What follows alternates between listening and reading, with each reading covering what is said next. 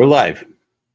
It is second Saturday, and this spiritual community will begin to sermonize. In a moment, we will hopefully be playing our newest Godless hymn. It's been published at korahor.org since Thursday. One that's is particularly near and dear to my heart. And I'm going to trigger warn you, some of you. If music tends to touch your soul and anybody in your life is autistic or ADHD, ADHD, or whatever the hell it is that we call ourselves now, it's interesting. Since I wrote this hymn and created this hymn and listened to this hymn for the first time in the final format, I have described it to others, and to some people so far, it makes sense that this song is either a diagnostic tool to find out if you are autistic or on the autism spectrum,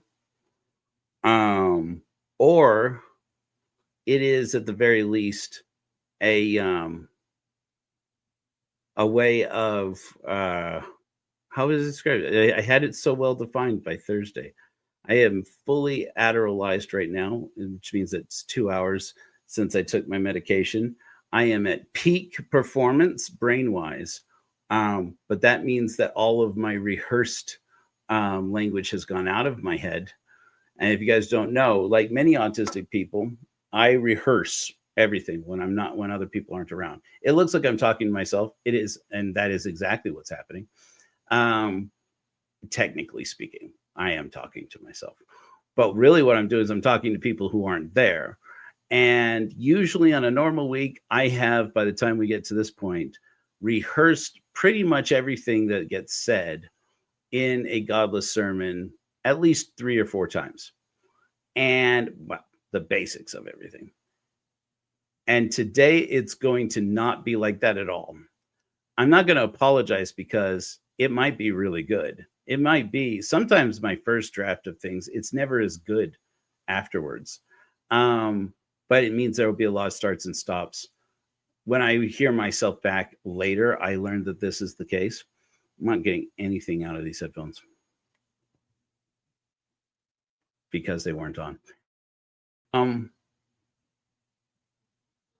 Yeah, anyways, sometimes my first draft is the best one and you never get seen or heard again. And I feel my oversharing autistic self gets a little disappointed. It's like, it just wasn't as good as it was the first time. Nobody was there. Damn it. But it also can, so it could be raw. It will be raw. And it will be choppy. Even my writing, sometimes when I have AI like review my writing when I am like, when I'm on full brain adrenaline. If you don't know, a lot about ADHD appears to be about regulating your norepinephrine, which is your brain adrenaline. And my adrenaline is peaking, I feel more human, more calm, in spite of the fact that technically I just pushed my brain out of an airplane without a parachute.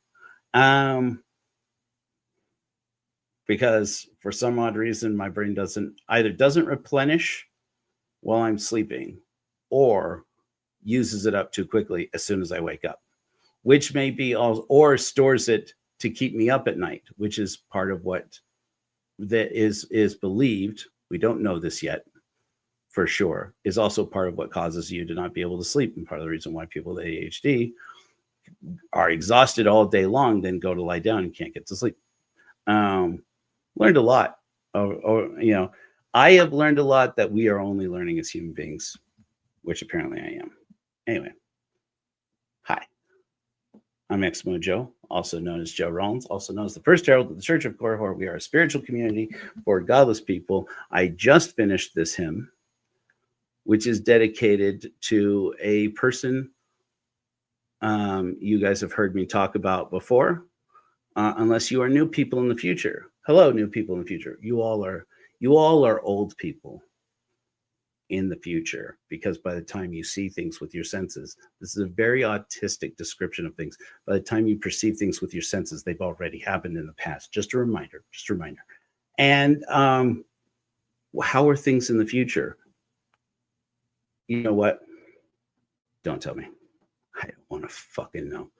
Anyway, let's I wrote this hymn thinking at first about Brett Hartley in a platonic way, who is a friend of mine. If you don't know Brett Hartley, I'd like to platform her. No Nonsense Spirituality. It's a book, it's a podcast, it's a website, it's a service, and it's all that this person does for her career. And it's so important for us as godless people to support one another. She's a spiritual director. Apparently she's an ordained Sufi. I haven't gotten to where that comes in. But she's a Harvard Divinity School dropout, I believe. And, like a lot of people apparently at Harvard Divinity School, an atheist, a former religious person, ex-Mormon like me, who became an atheist while studying theology and going through extreme existential crisis. And she identified so many things in her work that are so familiar to me, not just as an ex-Mormon, not just as an atheist, but I don't know that she has ever identified herself as being autistic. I'm not going to diagnose her. And nobody's autism looks entirely like anybody else's autism. But she speaks to a lot of the crises of autistic people like me. I am undiagnosed formally, the parent of 3 children on the autism spectrum. And it rarely, as my friend Emily says, it rarely skips a generation. And as I look back on my life and my parents and my grandparents and my family, I go, oh yeah, that's the thing they call autism now.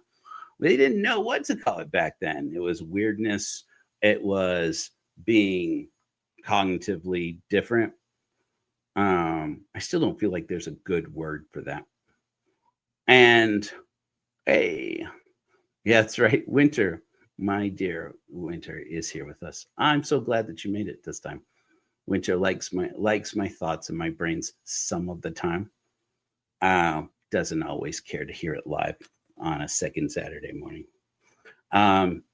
It started out, I was thinking about Brett Hartley talking about how there is a particular crisis for neurodivergent people, neurospices, we sometimes call ourselves. And the highlight Winter. This is my partner, Winter, one of my partners. How neurodivergent people particularly go through a crisis where we go through existential crisis and start to wonder what the hell being alive is for if we are just going to suffer. And being often literal thinkers, and often being that our condition, our developmental and or neurological circumstances are such that we start to cycle and to what's the technical term? Somebody out there is going to be thinking of it. I am like peak brain adrenaline right now. I want to say remuneration. That's not the right word. What do you call it? Rumination. Rumination. Sometimes the words feel more than they populate. Sometimes my words feel more than they formulate. So good luck to us. And that's what we're going to sermonize today. But Britt Hartley was talking about how sometimes we as neurospicy people, we have a hard time seeing why we should go on in life. In the moment, it's very much a crisis. And part of the reason why I'm starting to develop this, why I've been developing this meditation app that we're going to talk about here in a minute. Because in the moment, it's very dark. And in fact, I am very much convinced, especially now that we know from the statistics, that on an increasing scale in both first world countries and third world countries, developing nations, there's no economic term that is not racist. Have you noticed that? They are all racist. Anyways, I like that, Hyde. Keep going, man. Because we can ruminate on life exactly as it is and the circumstances of our lives exactly as they are, and even about our feelings so precisely as they are, there's a perceived optimism, almost fantastical optimism that neurotypical / allistic people have, and even autistic people have, that can kind of fade into the background and even just entirely drop out on you.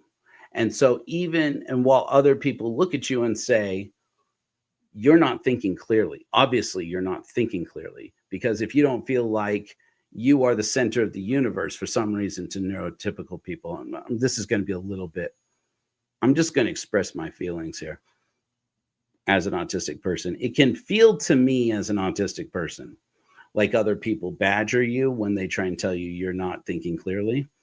That in the moment when I am outside of the crisis, when I'm not in that moment of crisis, I can see very clearly, oh, that's my perspective. That's me. That's my bias. And I had to correct for that. That's the whole point of my being an atheist or being irreligious or being non-Mormon, ex-Mormon, is I use critical thinking. So check for my bias. And my bias is in that moment, my adrenaline was low or whatever else it is.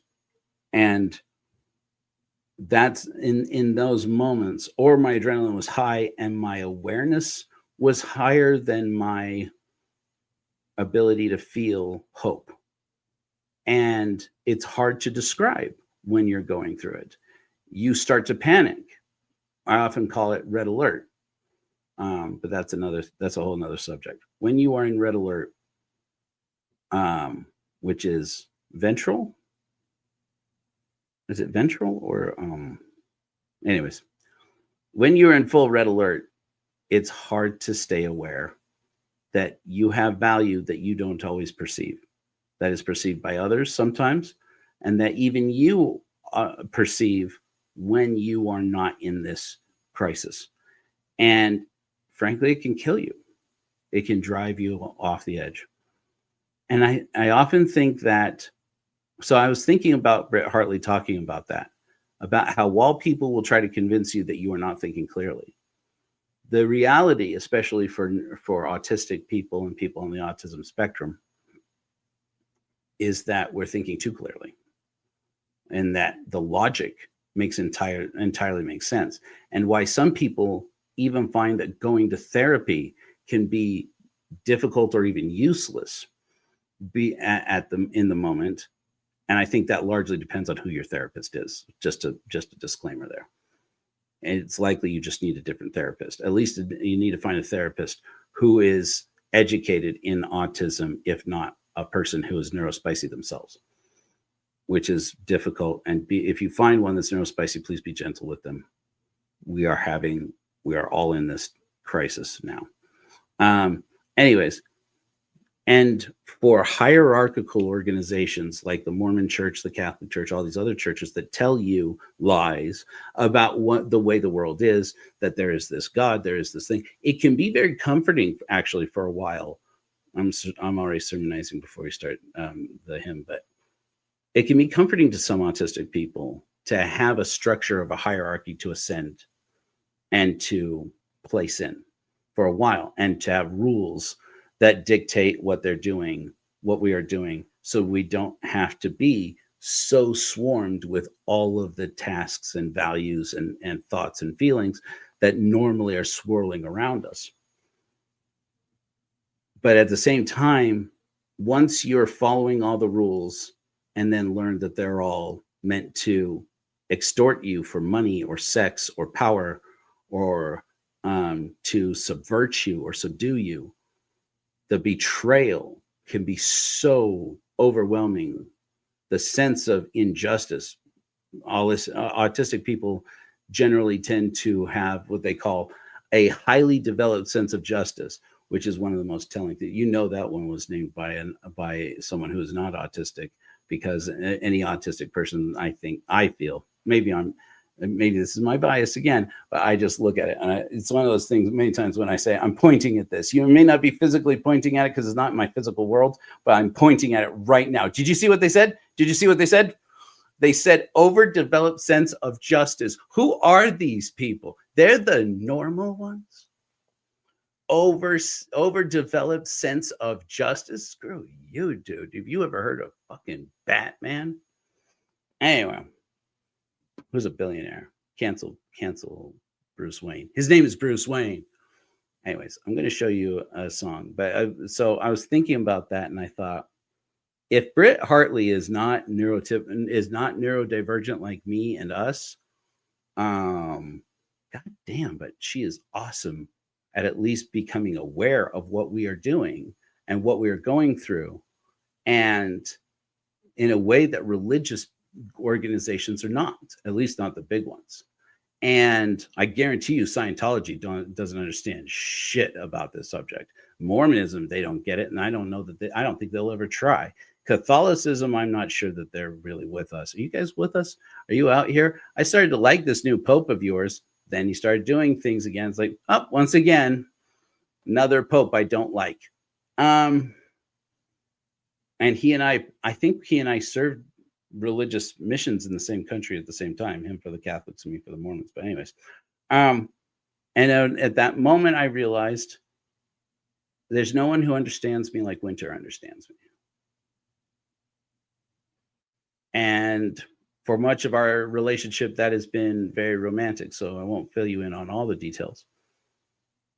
But I will say this, because I feel like he has told me, including this morning, that I can talk about this. And sometimes I say things about Winter that I shouldn't have, and I apologize about that, Winter. We've talked. Anyways, I should not overshare. I should not overshare on behalf of other people. And frankly, I should overshare less on behalf of myself. But this much we agreed to, that I can talk about this. There are moments in Winter's and my relationship, our relationship, in which I was at my darkest point and ready to exit this world. And being able to talk to Winter about my honest feelings was one of the few things that kept me going. No, not Joe. Not yet. And I thought, our neurodivergent community, which is not really a community, needs more of people who can talk to each other and express the struggles that we understand, that neurotypical people don't understand. And I thought, good for Britt Hartley for bringing this to the fore of what I'm thinking about, what a lot of our community are thinking about. People with ADHD, people with autism, people on the autism spectrum, or whatever we're calling this now, because we don't know what to call it. We need a community where we at least can say what it is that's going on without any of the trappings of a normal society that's built to favor people who are not autistic, and to almost criminalize being autistic, and in some at various points has actually criminalized being autistic. I've talked about that before. Maybe we don't go back into it right now, but I'll post something sometimes on Facebook, and I've done a lot of it lately. Those of you who are friends of mine on Facebook, sorry. That if we were to let the state get a hold of our autistic children, they would kill them. And it sounds alarmist. It sounds conspiracy theorist almost. But the truth is, we can look in history and it's happened. And we can look at what's happening now. And it's not scary. And in the midst of that, I thought I needed my oasis of just one person in the world I could say anything to. And I could say anything to, who would be patient and listen to me and understand what I was going through, and understand something I could never tell a therapist, something I could never tell a hotline, something I could never tell my wife, something I could never say to my children. I needed one person out there who got me and who it affected and who would be patient. And I thought, and I've been thinking lately this week, that if the Church of Korihor exists for anything, it's to provide people like that, like us, at least a place, a corner in the world where whatever the humans say is right or wrong, this is what we need, and this is what you need right now. And we're going to provide that space, and we're going to suck at it. We are going to be so shitty at it for a long time, maybe. And then we're going to get better. Or else I don't know why this exists if it's not for things like this. And in the midst of all that, I wrote a hymn. I would ask you to indulge me if you're not neurodivergent. First of all, if you're neurotypical and I say something hurts your feelings, I apologize for that. It may come out a little raw. This is unscripted. Except, of course, for the next 4 minutes, where you are going to hear a song where we're going to talk that expresses this. I'm going to give you a trigger warning. This actually does deal with existential crisis. It actually does deal with autism and neurodivergence.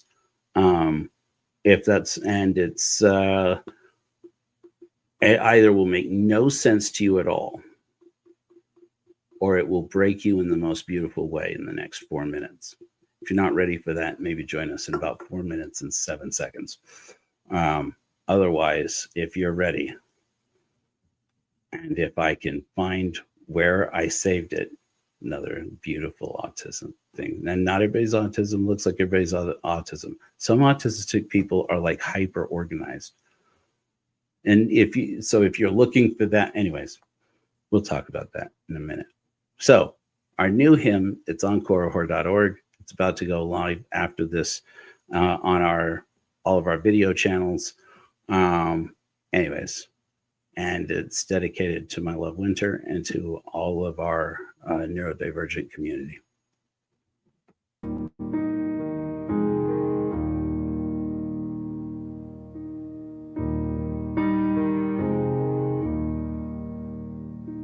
You were strange in a lonely time, with a spicy brain that's just like mine. Deconstructing, we will build anew. Don't be afraid, I am here with you. I've come this far struggling by myself, bushwhacking this life with a broken shelf. Before you, I never knew another way. Before life kills us both, I just wanna say, we go together, strange and spicy team. Don't leave me yet, however dark it seems. That void will haunt you and call you home. We go together, please don't go alone.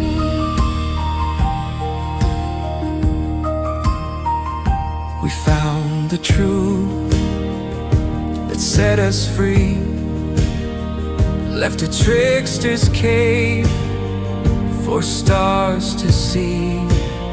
Traded a broken map for a sextant truth. if you grow weary, I'll keep watch for you. It may get harder, I don't know how. It's okay, I'll take the wheel for now. Make your way in your aimless night, my voice to hear. Come first light, we go together, strange and spicy team. Don't leave me yet, however dark it seems. That void will haunt you and call you home. We go together, please don't go alone. If your luck runs out on a final edge, I'll understand if you go over the edge. Don't be surprised, put your hand in mine. Just look at me, let's say it one last time. We go together, strange and spicy team. Don't leave me yet, however dark it seems. That void will haunt you and call you home. We go together, please don't go alone.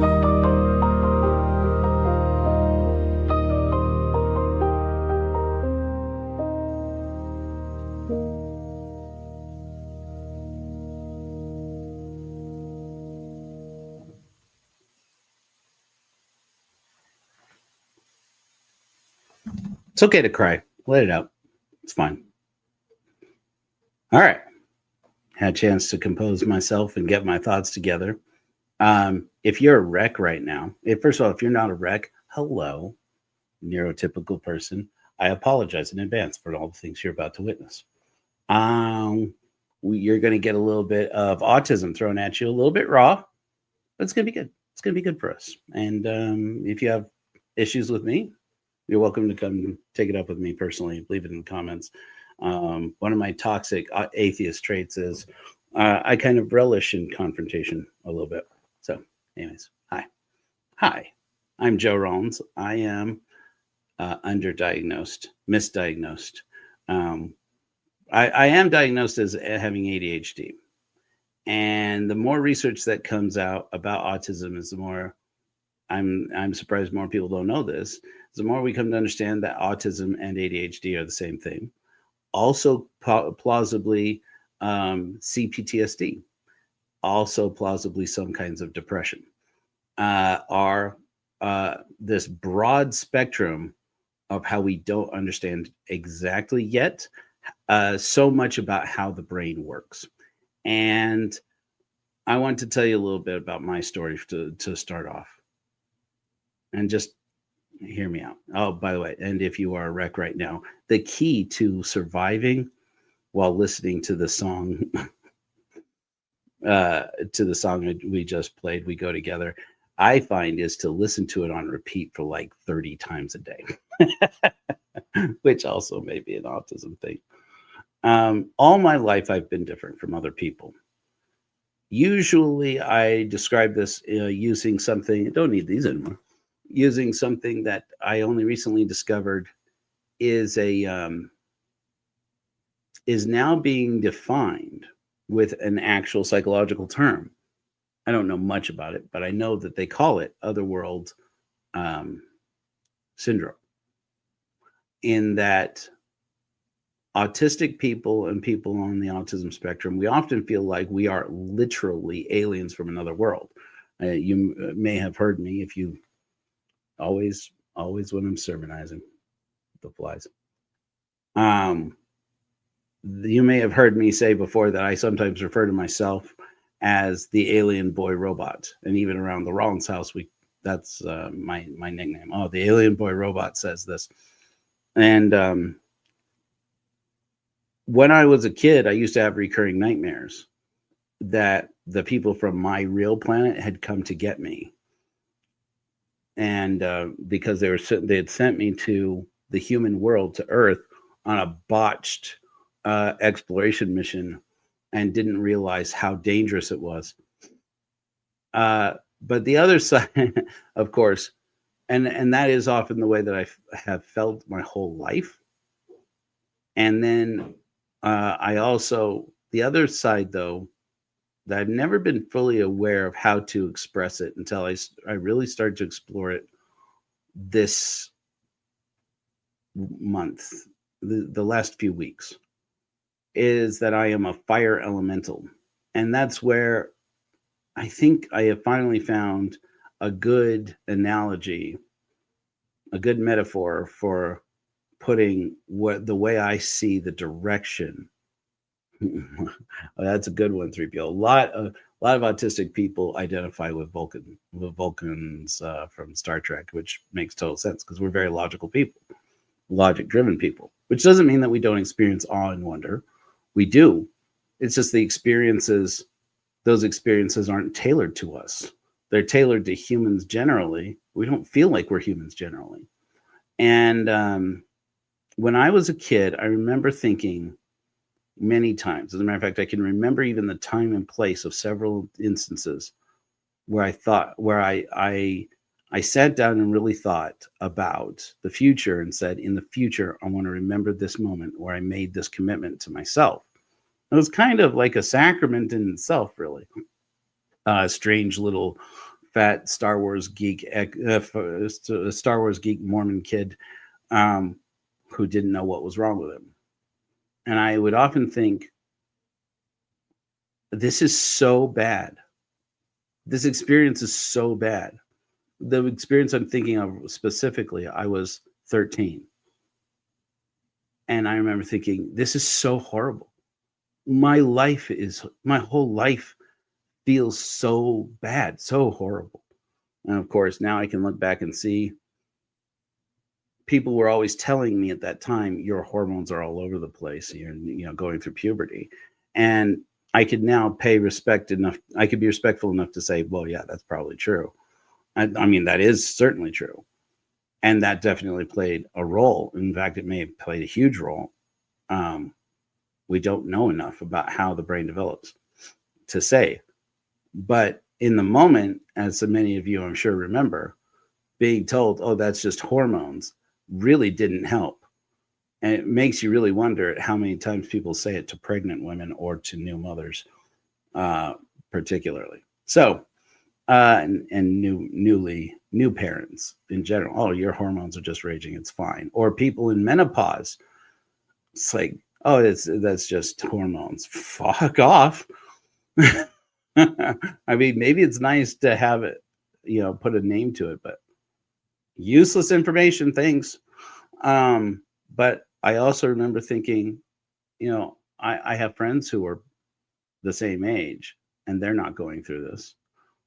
It seems like, I thought many times, I am experiencing something that only I am going through that contains all of these crises that are serious crises.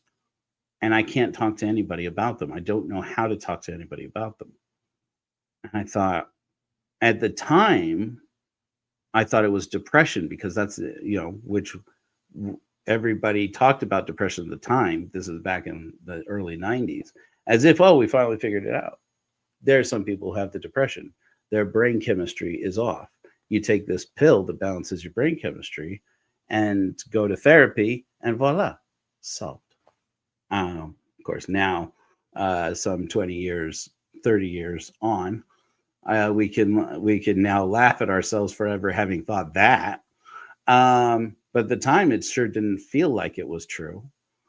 And I was looking, I was like, that they can just define this as quote unquote a chemical imbalance and give you a certain quantity of chemical balancer, and that chemical balancer will balance the chemicals, and then you will be fine.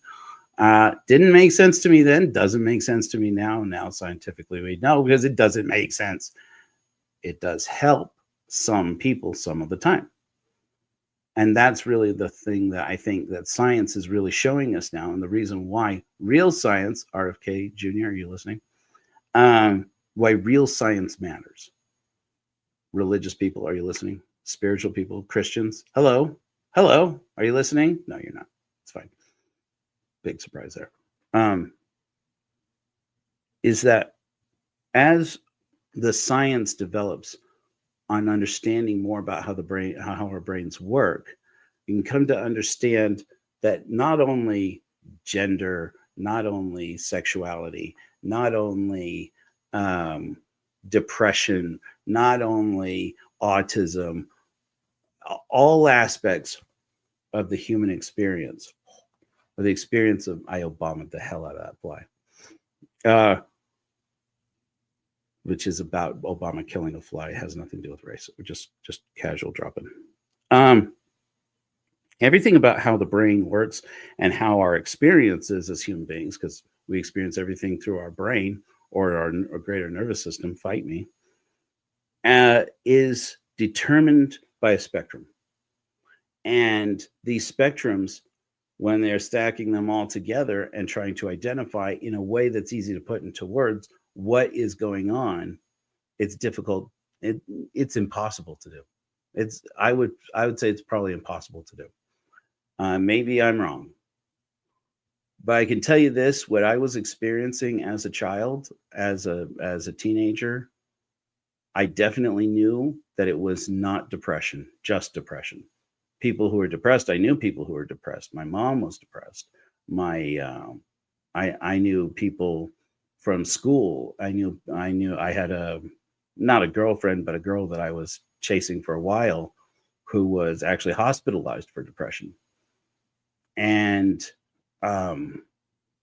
you know, I knew it had to be more than that. It had to be more complicated than that, because every time I told anybody about it, it was like I was talking to a world made of robots who didn't speak English, and without realizing I was the robot who didn't speak English, or who spoke English, but English didn't cover it.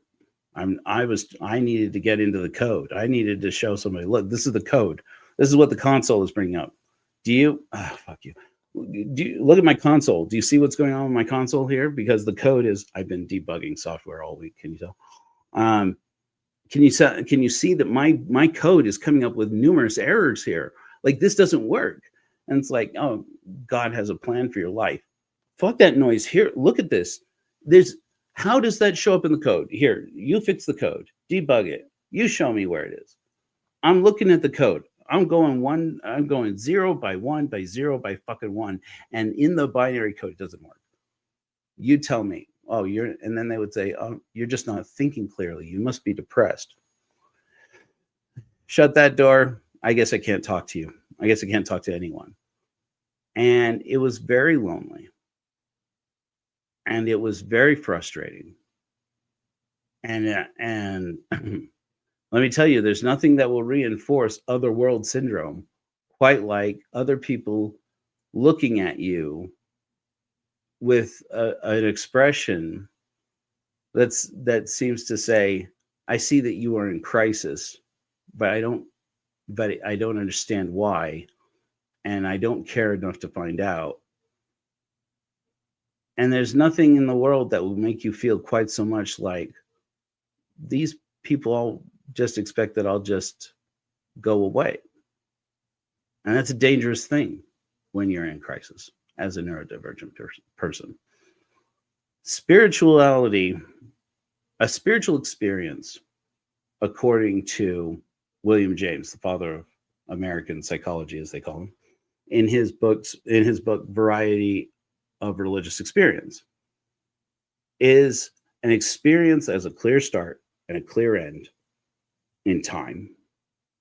And in the process of that experience, the individual leaves transformed. And he talks about this in a way that I realized I thought about it. I was thinking about it in that moment of crisis for my life, but with language I would not have used at 13, even being a Mormon kid, I never thought of any of my crises as being spiritual crises. I thought of them all as being a psychological problem, something wrong with me, with my brain. Very literal thinker. And that literally is what was happening with me. Even when I would think about how if I were to quit this life, God would send my soul to hell. In spite of the fact that that is not sustained, to the best of my knowledge, in any scripture anywhere. And I've looked it up many times, believe me. This is another way in which religion fails us as autistic people and people on the spectrum, neurospices. And I remember as a child thinking to myself as a young person that I am going to figure this thing out. If it takes me the rest of my life, I'm going to figure this thing out, and I'm going to spend the rest of my life trying to help other people who are in this circumstance so that nobody feels as alone as I feel right now. And reflecting back on it in the recent weeks, I've come to recall that I was a fire elemental, in that I felt like there was real power in my neurospiciness. When we think of neurodivergence only as a disability, we do a disservice to ourselves, we do a disservice to other people, especially children who are autistic. And that's because, where's my water? I forgot to refill my water, and that all gives me cotton. Sorry.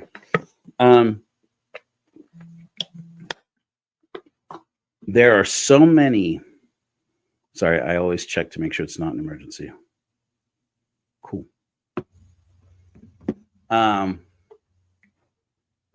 There's so many. Oh shit! Where did it go?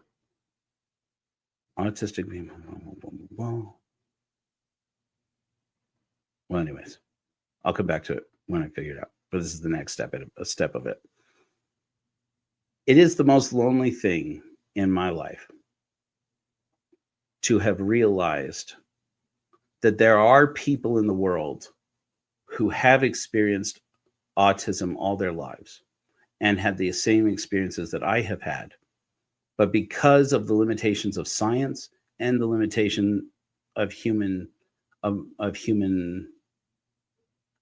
ability to care or pay attention to the needs of people who don't communicate with words what's happening to us, we have been neglected all of our lives. And religion is particularly dangerous for autistic people because it can be very easy. And it was Winter who reminded me of this today. And I thought, oh yeah, that's important. I hadn't thought to mention that. Oh yeah, the fire elemental thing. I'll get to that. I'll come back around. That a lot of people who are neurodivergent like to have rules to follow. And something like Mormonism seems really useful and healthy for a while, because you don't drink coffee, you don't drink tea. And those of us who were Mormon at some point, do you remember, if you're neurodivergent, being obsessed with how people don't realize that the prophet said that caffeinated soft drinks are prohibited in the word of wisdom, the same way as coffee and tea. And and of course, all the people around you who drink Pepsi and Coke and Mountain Dew, and which was what we had before energy drinks. Some of you people who are young don't know this. Once upon a time, we didn't have energy drinks. You had coffee or tea, or you had ephedra, which proved to be a somewhat very dangerous substance that is known as Mormon tea because Mormons drink it. Mormon pioneers allegedly drank it, and it grows natively here in Utah. While we had all these people, we have all these people who are experiencing these crises on a regular basis. We didn't have a way for us to find each other, which could have been dangerous. And also, without this other factor of being aware that you and I are going to be at a different stage of the cycle of an awareness of a feeling of danger that we are in. And this is theoretical, but I'm going to throw it at you. See if it sticks. If not, throw it away. But there's this new theory. It's called polyvagal theory, which has been drawing me more and more. It may not be true. There's not a lot of science on it. There is some. And it definitely reflects our experience, my experience. And as I reflect back on that commitment that I made to myself, I realized I have neglected all my life or not known how to fulfill this because I didn't know the words. And frankly, I don't think we've invented the words to describe this yet. Polyvagal theory is this theory that the same fight, flight, or fawn or freeze cycle that all human beings have, for some reason in autistic people, is extremely heightened and runs through a very dangerous cycle of brain activity where we feel threatened. And in the moment where we feel threatened, we can suddenly become so overwhelmed in terms of our senses that we become a danger to ourselves and to others. You will see this in autistic children show up in screaming, in self-harming behaviors like hitting themselves in the head or in the face or in their body, particularly in the torso. You see it in a lot of people, especially men or assigned male at birth persons, etc. I can't speak for trans masc people. I have to let trans masc people and trans men speak for themselves. And I want to, if anybody knows some, I know some. But for a lot of men, it resort to self-soothing using porn and masturbation, using stimulants like methamphetamines, using and other means of self-medicating. Most of us also know the experience of self-soothing and trying to cope with these moments of extreme heightened awareness, and especially a heightened sense of danger, by being creative. But at its peak, at this what I sometimes call red alert, at its peak, generally what you will find, and you feel free, somebody out there tell me you never experienced this, to say so in the comments, you in the future, including those of you in the near future, if you've never experienced this. But there are moments where the crisis is so hot that your brain kind of shuts down and your creativity shuts down, and you want to crochet or knit, you want to draw or paint, you want to write, you want to create, because you want to make videos, you want to make music, you want to create something. Your brain yearns to create and say, oh, the fire is too hot.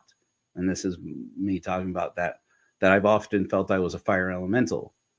When my fire is hot, I create. It's like a kiln of creativity. I paint, and people, even other people, even neurotypical people, like, wow, that's amazing. Or I create videos, and people who would, and I thrive on positive feedback. I thrive on all kinds of feedback, but I especially thrive on positive feedback.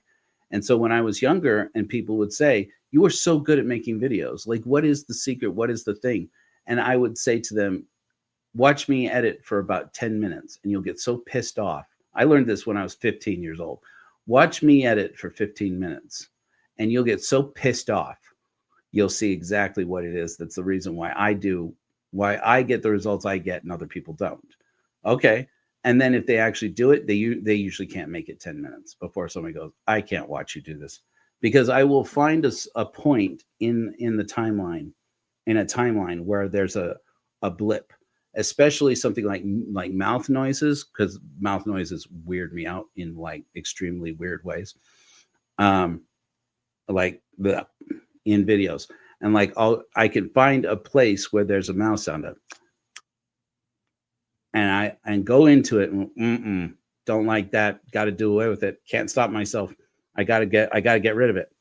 I'll go in and narrow down into the timeline, find the exact place in the waveform where it is, and slice it out, pull in another piece of the audio so that there's not a hole there, and crossfade it across. Or I will take if it's gentle, if it's soft enough, and if there's enough room noise to cover it, I'll take a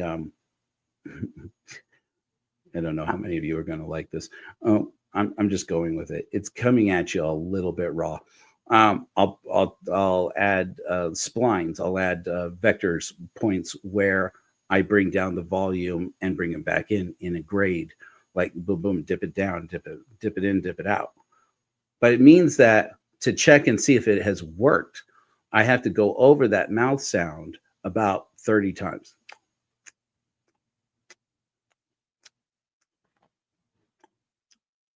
And go over it over and over again. And people who are neurotypical, it drives them nuts. What are you doing? What are you doing right now? Or editing oftentimes would look like this for me.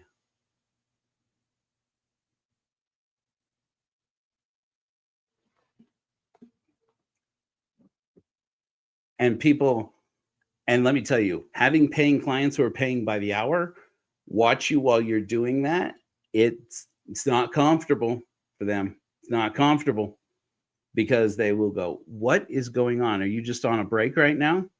No, I'm working. What do you mean you're working? I'm rehearsing in my brain how I'm going to do the next thing and where the elements go. So in my head, I'm scrubbing through this video, and this video, where it is. And I'm seeing its placement in the whole timeline and in the goal of what the finished timeline is. And I'm thinking about where the music is going to go. Particularly, music has been a big part of my video production career. And I'm like, and particularly how I'm going to make the music blend underneath that, and where I'm going to put the crescendos in the music. And they're like, just do it. And it's like, if I just do it with my hands and this thing, we're going to be here all day. I have to be able to see the video from beginning to end. And I have to see where this is that we're doing now. And I have to see what all my options are in terms of where it could go before we can make the next move. Otherwise, we're going to be sitting here fixing all the fixes. Fix it this way, then fix that fix, and then fix that fix. I can't do that. We don't have time. So I have to sit here and look at it until I can see it. And I've lost clients that way. I got fired from... I retract that. I never been fired for it, but I have had clients who never came back after they saw me edit, because it was so infuriating. I say, look, my brain is broken. That's the way I would say it. It's not a good way to say it. It's toxic. I understand that now. But on the course of my career, to make neurotypical clients understand, I would often say, my brain is broken. If I see a problem, it's very much like, oh, this is the other side of it. That may be the same thing. OCD, what people call OCD, obsessive compulsive disorder, probably on the same spectrum as well. I said, I don't feel like I'm OCD about everything, but about this, I definitely am. In that my brain can become so fixated on what's wrong, or even something that's right and why it's right, that I can't progress. I can't make any progress on the project until I resolve, or at least until I can describe what it is that's right or wrong. And the experience, from what I understand, listening to OCD people, which I'm trying to do more of, while respecting that they're having a very different experience than mine. But that similarity is it's a very similar thing, it seems. Somebody with OCD, correct me if I'm wrong. All my life, I've wanted to try and figure out how I can help people who are like me. And for a while, I thought I would go into science. I don't know that I really have the head for laboratory work. Maybe that's not true. But I found creativity, doing something creative, was at least the best way to monetize it, so that I could afford to take care of myself and afford to take care of a family and raise a family. And video worked well for that for a while, for a long time. And unfortunately, I feel as an industry either has completely died, or at least it has worked me out of it to the point where it's not really plausible for me to make a career out of video production in terms of producing video for clients. Even though, generally speaking, people think my videos are very good. The process of making them can be so frustrating for people who are not like me, that they get a mental block out of either rehiring me, or they get just pissed off, frustrated from waiting for the finished product. Which, I get it. I'm not saying it's wrong, but I think it's too late for me in my life to try to start over and say, well, maybe I'll stop doing something so creative or communication oriented and do something more science based. I think it's too late in my life for me to start over and do that, although sometimes I wish I could.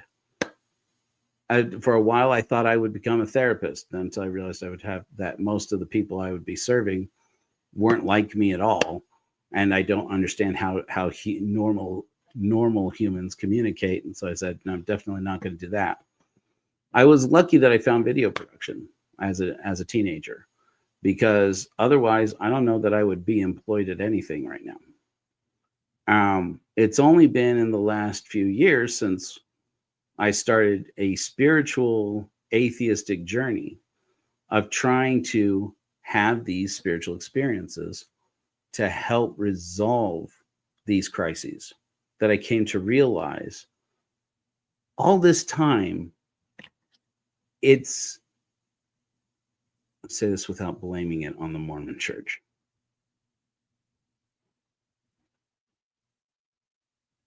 The framework for understanding how I was growing as a person was framed in a patriarchal, hierarchical, undereducated, uninformed about neuroscience and most science paradigm that was religion, and that was psychology and psychotherapy, and that was human society, just generally, government, and so forth.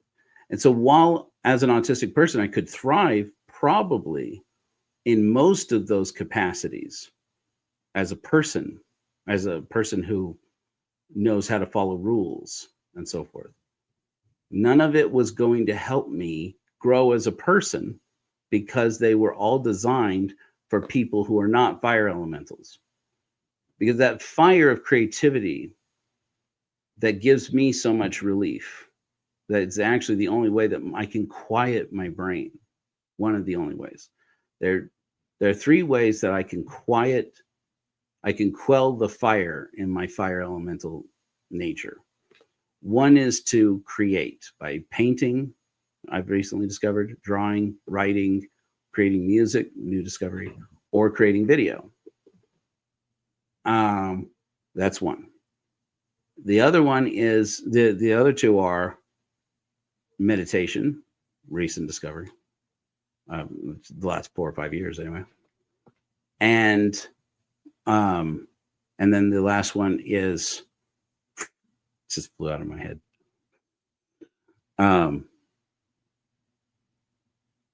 creativity, meditation, oh yeah, and psychedelics, drugs. And those are the only 3 instances that I've discovered so far in which my brain that fire of creativity, or that this fire inside of me that's like an alertness, it's like an awareness, it's like a passion. It is that fire, is that spiritual fire for creativity quiets. Because if it gets to a point where I can't create with it anymore, it can lock, almost like a muscle that you've held in place for too long, in one place for too long, and it cramps up, and suddenly you can't uncramp it. I can get to a point where that fire burns so hot, I can't contain it. And as a child, it got me into trouble. It was a moral issue, because when that fire got too hot, I would either hurt myself or I would break something. All my life, that's been, some boys are like that. They don't know how to control their temper. And so a lot of it was, my masculinity was blamed for it. Being a boy, being an asshole, being a jerk, being violent, was blamed for it. But the thing about being male for me is that it is a characteristic of my body and a characteristic of my brain, is a characteristic of me that I don't get to choose to turn on or off. At least I don't feel so. I don't get to choose this. And so to blame my being a boy for it, or my being a man for it, felt in equal parts like permission to just do it, or felt like a reason to shame me for something that I am, without caring that I'm also technically a human being. Once again, this is where human thinking, in all their pride, neurotypicals making a world and a system that flatters each of them individually, themselves, and as a community, made a world that was dangerous for us as autistic people. And they didn't mean to. It's an emergent property of the way that human brains think and the way that human beings organize. Hey, Diamond Dave, long time no see. How's Mongolia, man? And it's like, I look at it now and I can see it because I've had to see it, because I'm an adult who's trying to stay alive for other people mainly, and sometimes even for myself, but also as a parent of children who are on the spectrum, and so looking around, and as a partner to people who are on the spectrum, and looking around now in a community of people who are, a lot of whom who are neurospicy like me. And I know you're out there. Hey, how's it going? You know what? Talk to me privately. If it's dangerous. Otherwise, go ahead. Say it here, wherever. And in the future, including the near future. And so now I find myself, strangely enough, coming full circle to this commitment that I made to myself when I was young. I was going to try and figure out what the hell was wrong with me. Why it was that nobody else experienced the fire that I experience. And why it's not a problem for anybody else. Or, as I suspected, trying to check my, even as a teenager, trying to check my own bias, think critically, I looked at it and said, well, how possible is it that of all the human beings born in this world, I'm the only one who experiences this? Surely it's much more plausible that I don't know how to communicate what I'm going through, so nobody knows how to identify it. Or there are other, and so it's happening to everybody, and we just don't know how to talk about it, or at least I don't know how to talk about it. Or it's happening to other people, and they're feeling the same way because they can't describe it to other people what they're going through. And that made me, strangely, in that moment, think I could do something for somebody. And so when somebody says, and that filled me with at least some sense of purpose, to be able to say, what if whatever's wrong with my brain is genetic, and I pass it on to my kids when I have kids, if I have kids, which now I do. I'm going to have to learn how to solve this. I'm going to have some answers, because fucked if I'm going to end up in a situation like I am in, where I can't even talk to my parents about what I'm going through because they can't understand it, because they're neurotypical. Come to find out now as adults, I can look back and say, oh, that's not true. This didn't hit me from the void, friends. This came down through the DNA. You're in this with me. There, the challenge was, I grew up in the 80s and 90s when people thought that Dustin Hoffman in Rain Man was what autism was. That's how I learned what autism was as a young person. That's what we thought autism was. That's what we thought it looks like. Now I have a child who's very much like Dustin Hoffman in Rain Man. But my experience is very different from his, and looked nothing like his when I was a teenager. I was not pre-verbal at 10 years old. I was very verbal at 10 years old. I just used a lot of bad words and asked people too much of what sex really was, and asked and overshared what my feelings were, and spent a lot of my time defending why I punched a hole in that, why I picked that up and broke it, why I draw things like that, or why it doesn't make sense to you, or why I use these words and they don't make sense to you, but they make sense to me, and sometimes I just have to use them. And nobody knew that's what that was. Nobody knew to call that autism. We still don't know to call that autism. But whatever, more and more data that comes out, and more experiences that we collect of people who are neurodivergent, the more we come to see, there's a lot of similarity here, and a lot of it runs in families, which means that if I have children in the future, I'm going to have a better answer for them than, I don't understand what you're saying, and please be quiet. Or, I don't know what you're saying, but you did break that thing. And you are a insert, criticism. That is, by the way, totally natural and normal. I'm not trying to blame anybody for that experience. Yeah. The whole point of that part of that conversation, in case it's not made clear in this raw moment, is that nobody knew how to help me because of the limitations of science and language at the time. And that's part of the problem that we're experiencing now. I talked a little bit about, not going to dwell too much for legal reasons on this, about how just a week ago, my son, who is 10 years old and making a lot of progress with therapy, and I'm very grateful to his therapists. I'm very grateful to my parents who help us to be able to afford it.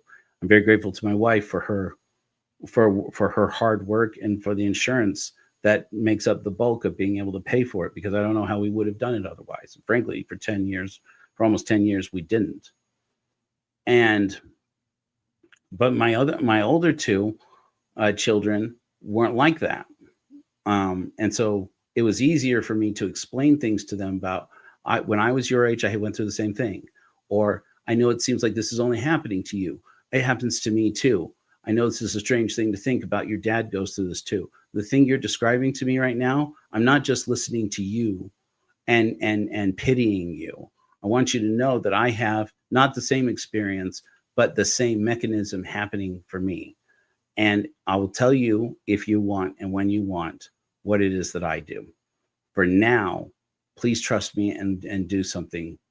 Let me help you. And it either was or is, I'm going to ask you to calm down, stop hurting yourself. I'm going to ask you to come with me and trust me, walk away from this room. I know it sounds stupid. I know it sounds weird. I know it means trusting me, and it makes you feel like I just don't understand you.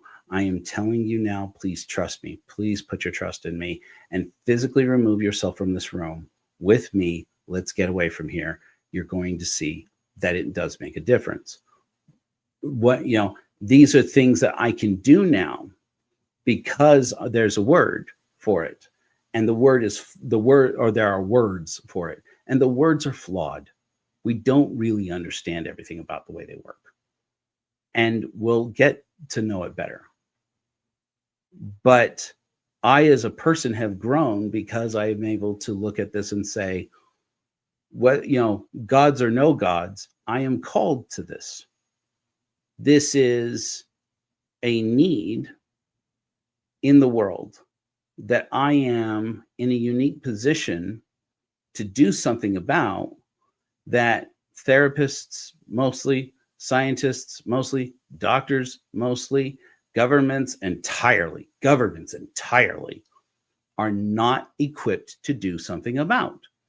And it comes through something as simple as, you can't tell a therapist if you're thinking about doing harm to yourself, because they will have you committed for a hold where you are left to burn in your fire for 24 to 48 hours. Let the fire consume you and do more damage. Because that is even that crisis that most autistic people, I find, know very well as part of our autism experience. In the human world is not designed for autistic people. It's designed for it's not designed for autistic people. It's designed for neurotypical people. Sometimes I forget which word I've used. That's what you just witnessed. And again, it's dangerous because we are being neglected in our needs. And so now I look at this and think, does the Church of Korihor have a role in this? Do I have a role in this? And it does, and I do, if I choose to and if we choose to. And I feel like, if not us, then whom, is where I am. And maybe there is somebody. Maybe it's Brett Hartley. Maybe it's these other people out there that I don't know. Maybe there's any number of organizations out there that I'm just not aware of yet, and I want to be.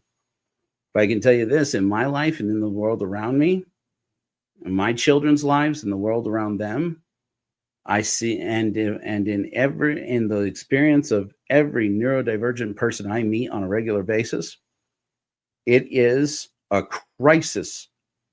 It is a crisis right now. And, the crisis has likely always been there, but especially right now in the anti-science, God-driven, faith-driven world that is reverting back to these underdeveloped and uneducated, I'm sorry, I'm just going to say it, underdeveloped and undereducated perspectives of the human experience that we are living in on a daily basis. It is dangerous, even for autistic people, to rely on institutions that we are constantly being sold that we can rely on. I tell people all the time,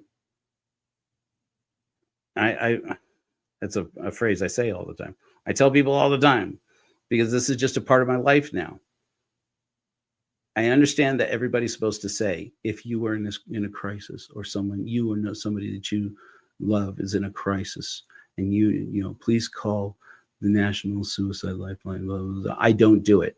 I will not do it. I won't. If there's a comedian, I forget her name, recently, who came up and she's like, I've called the hotline and I've gotten a lot of use out of it, and it's been good for me. She's like, I still hate it when people say it, because it sounds like they think I'm stupid enough to not know the number. Of course, humans are going to come up with the excuse that, well, the point is to remind you that you can and that there are resources available. You ask, anybody tells you that you should say it, we should do it, we should say it because there are resources available, and you ask them, what are those resources? Two questions I ask all the time, as gently as I can, probably in a toxic way. Sorry, I'm still working on this toxicity I'm in. I ask two questions. One, what happens then? Just so that you're aware. And then I just wait, just so that people are aware. Do you know what happens when you call the hotline? Do you know what the rules are? Do you care? Okay. Before we start handing out advice, maybe we inform ourselves. The answer, by the way, to that question is, from the moment that you connect to the National Suicide Lifeline, you are connected to a volunteer or a paid service, intermittently, depending on what is available in your area, through a telephone read networking system. In that system, everybody is connected more or less into the same computer database in the same computer system. In that computer system is a button to alert law enforcement to come to your house and or whatever services. In the cases of states, rare occasion that a state has a service besides just calling the police, to go and do a wellness visit at your place, which for all intents and purposes is arresting you for thought crimes and holding you for thought crimes. Maybe it is. I am certain that it is a system created with the best of intentions to try and help people who are in crisis, and I'm sure it saves lives all the time. The problem I have here is that the logic behind it and the functionality of that system makes it so that people are underserved if they understand how the system works. And if they don't understand how the system works, which is that if you indicate that you have a means and a motive to do yourself in, then they have to send the police. They have to send somebody legally. They are legally required to. Same thing when you tell a therapist. If you tell a therapist that I have a means or a way to do it, and I have a motive, a reason to do it, they technically are not allowed to let you leave the office on your own power until you sign a contract stating with a plan for when these things come up in the future. This is exactly what you're going to do for legal reasons. These things exist for perfectly sensible legal reasons that make absolute sense to any autistic person, because we're very legalistic, or most autistic people, I think, because we're very legalistic thinkers. We like language. We love rules. We love laws. It's reliable. It's dependable. It works. At least that's true for me and most people, neurotypical people I know. Except that humans don't abide by them. And then it's like, why do we even have them? But that's another story. About a week ago, I mentioned this. My son was playing with water out in the back porch, which is his favorite thing. Our house has a very low fence. Lately, he hasn't had any eloping behaviors. So his mother and I have gotten into a habit, which I have now broken, of letting him play by himself outside and then work his way back inside, and come back around, and leaving the front door unlocked so that he can get back in. And in the past several weeks, he's been doing it. And it's so exciting for us because this is the child that they nearly took away from us after the fourth time that he ran away by the time he was 4 years old, and would run down like a lot of autistic kids with elopement issues do. Ran away because they don't know.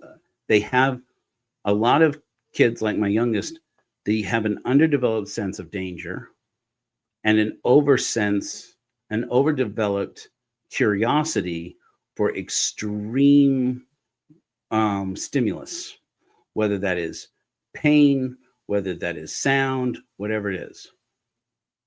And so he would run away, he would wait until people were asleep, and he would find a way to get out of the house and wander around the neighborhood. And it makes total sense to me that there are people, neurotypical people, look at that and say, he could do anything. He could go anywhere. Absolutely. It's dangerous. I'm grateful that somebody would bring him back to us or make us aware, because we can't, nobody can be vigilant enough to stop them 100% of the time. Before we had words for this, you know what happened with a lot of autistic people? We don't even know how many. They got hit by cars on the freeway. We don't know how many. but it surely must have been, because a lot of these kids, autistic kids, they're drawn to freeways. The sound, I'm sure it must be the sound of it. It must be the lights, the interaction, the stimulus all at once, all that stimulation all at once. They're drawn to freeways. They're drawn to busy streets and intersections, and more drawn to it than they are aware of the danger.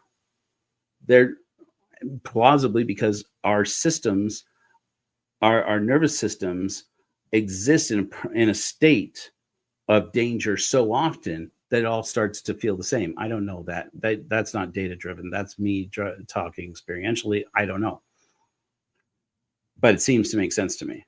Whatever the reason is, this boy, he was drawn to a sensory experience outside, away from the house, and doesn't understand that when human beings see a child in a diaper in the middle of the night walking down the street, that they go, that kid's parents are neglecting him. They don't care that an autistic child, the average person doesn't know or care that an autistic child will break a window to get out. They don't care. They don't know or care, or maybe some people do, okay, being fair, some people do, but a lot of them don't. And this child, I love with all my heart. One time, when his mother went to her meeting and left him outside and sent me a text message saying, "Jojo's in the front yard," and he waved goodbye to us. He seems to be fine, and it didn't register to me that she was saying, "Right now, he's there," and that didn't register to me. So he was outside by himself for about 5 to 10 minutes. In that 5 to 10 minutes, he decided that his clothes were irritating him, his skin. He has psoriasis, and I'd be much happier without them on. And so he took them all off.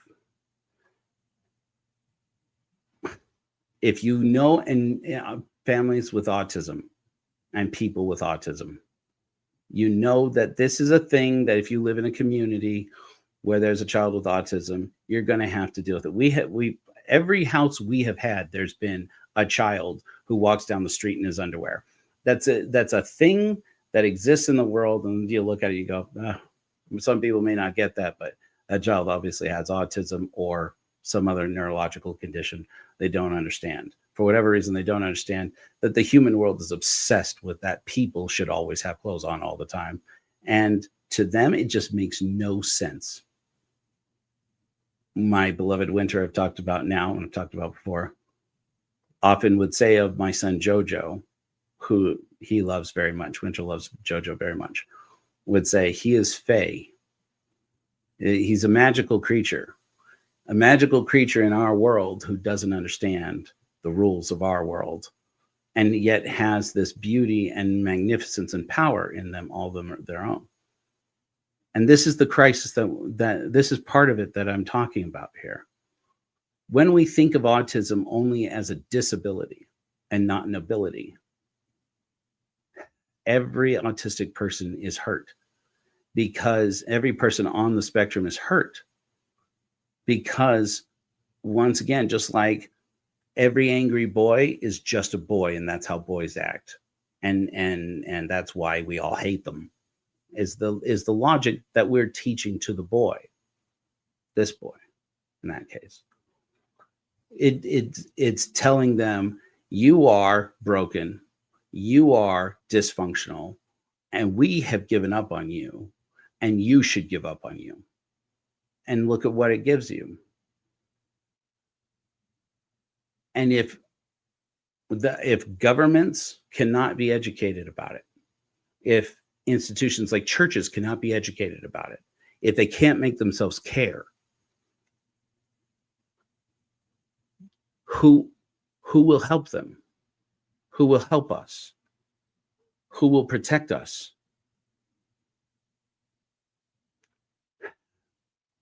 Five minutes, and I heard 5 minutes that this boy got his clothes all off in the yard. My neighbors all know this is a thing Jojo does. Any one of them had seen it, I'd have gotten a phone call, or I'd gotten the doorbell ring. It's happened before. Jojo. I was like, oh shit, thank you. Go bring him inside, get his clothes back on, everything fine. In this instance, it was somebody driving by the house who freaked out, called the police. And next thing I knew, I had two police officers in my house screaming at me.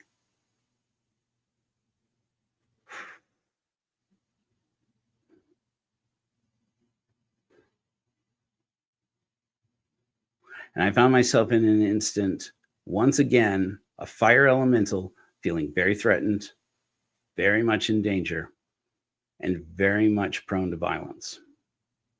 Very much prone to violence. Looking at a police officer thinking, he doesn't know who he's dealing with right now. And that's not fair to him. And it's not fair to my family for me to become so threatened that my fire consumes me and consumes these two police officers, which I didn't do anything violent towards them or make any threats to them, and I'm not threatening them now. I'm saying I have had to learn to be aware.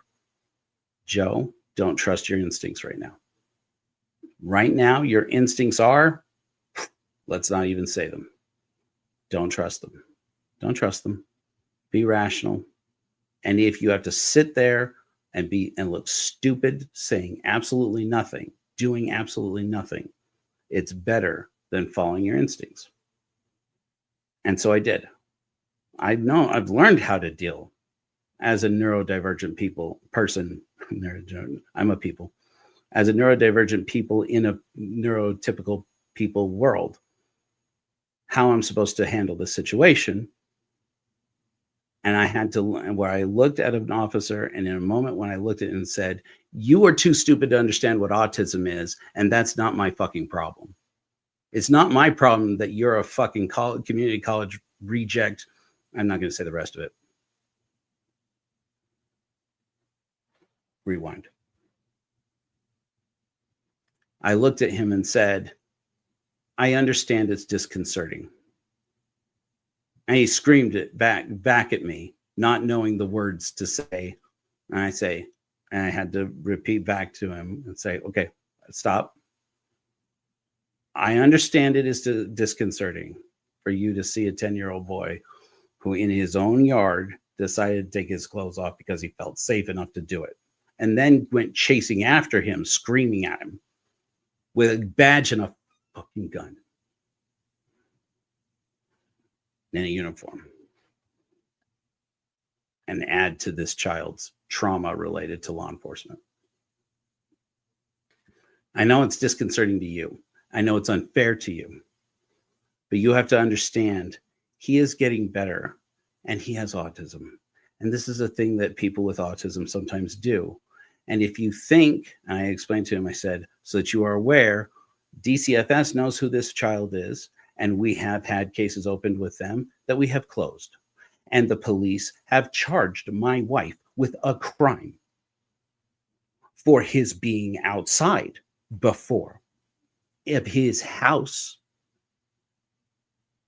And we have fought in court and won against your city and your police department, who want to convince us that we're bad parents because our child has autism, which is a real thing.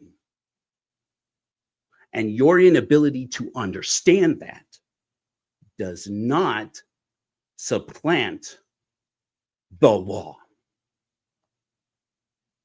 I understand you are upset. I understand it is unfair that you were called to deal with the situation. And I am grateful that you tried to contact me while I was inside the house in the only way you knew how, which was to scream and to stand there accusing me. But if this is a society that has laws, I'm not convinced of that. This is me as to the side now, by the way, back to the present. If this is a society that has laws, which I'm not convinced it is, where people abide by the law, which I'm not convinced they do. There's nothing illegal about a child being autistic. And there are protections that are supposed to be guaranteed to autistic people. And if you want to go to court and fight about it, I'll get a lawyer and we'll do it. I've done it before. I'll do it again.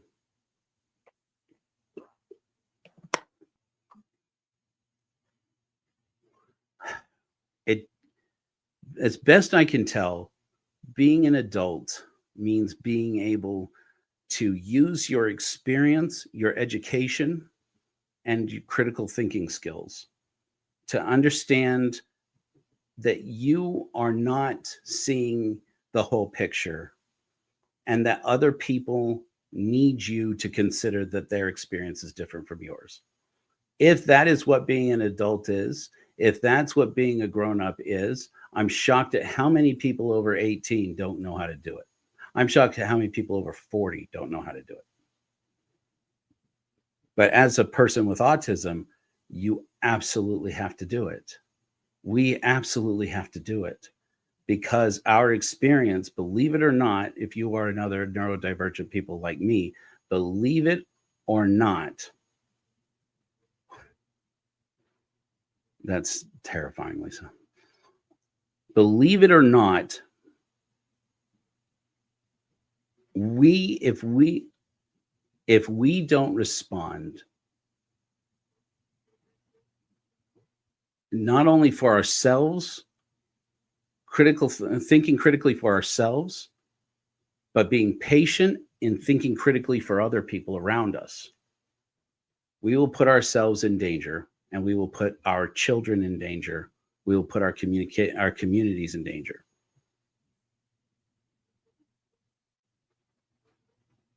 I don't want to weaponize the experience of autistic people. And I don't want to, but at the same time, I want to raise an awareness here. I've mentioned this last week. I promise this is, I'm going to try not to mention this again because it is a very alarming thing. Here in Utah, a couple of years ago, there was a boy named Landon who was exhibiting self-harming behaviors. And so his mother, in accordance with the plan that she had made with his therapists, called the police to intervene. Officers who knew how to intervene were not available. So they sent a regular beat cop because they have to do something, because this is where because this system is not built for autistic people.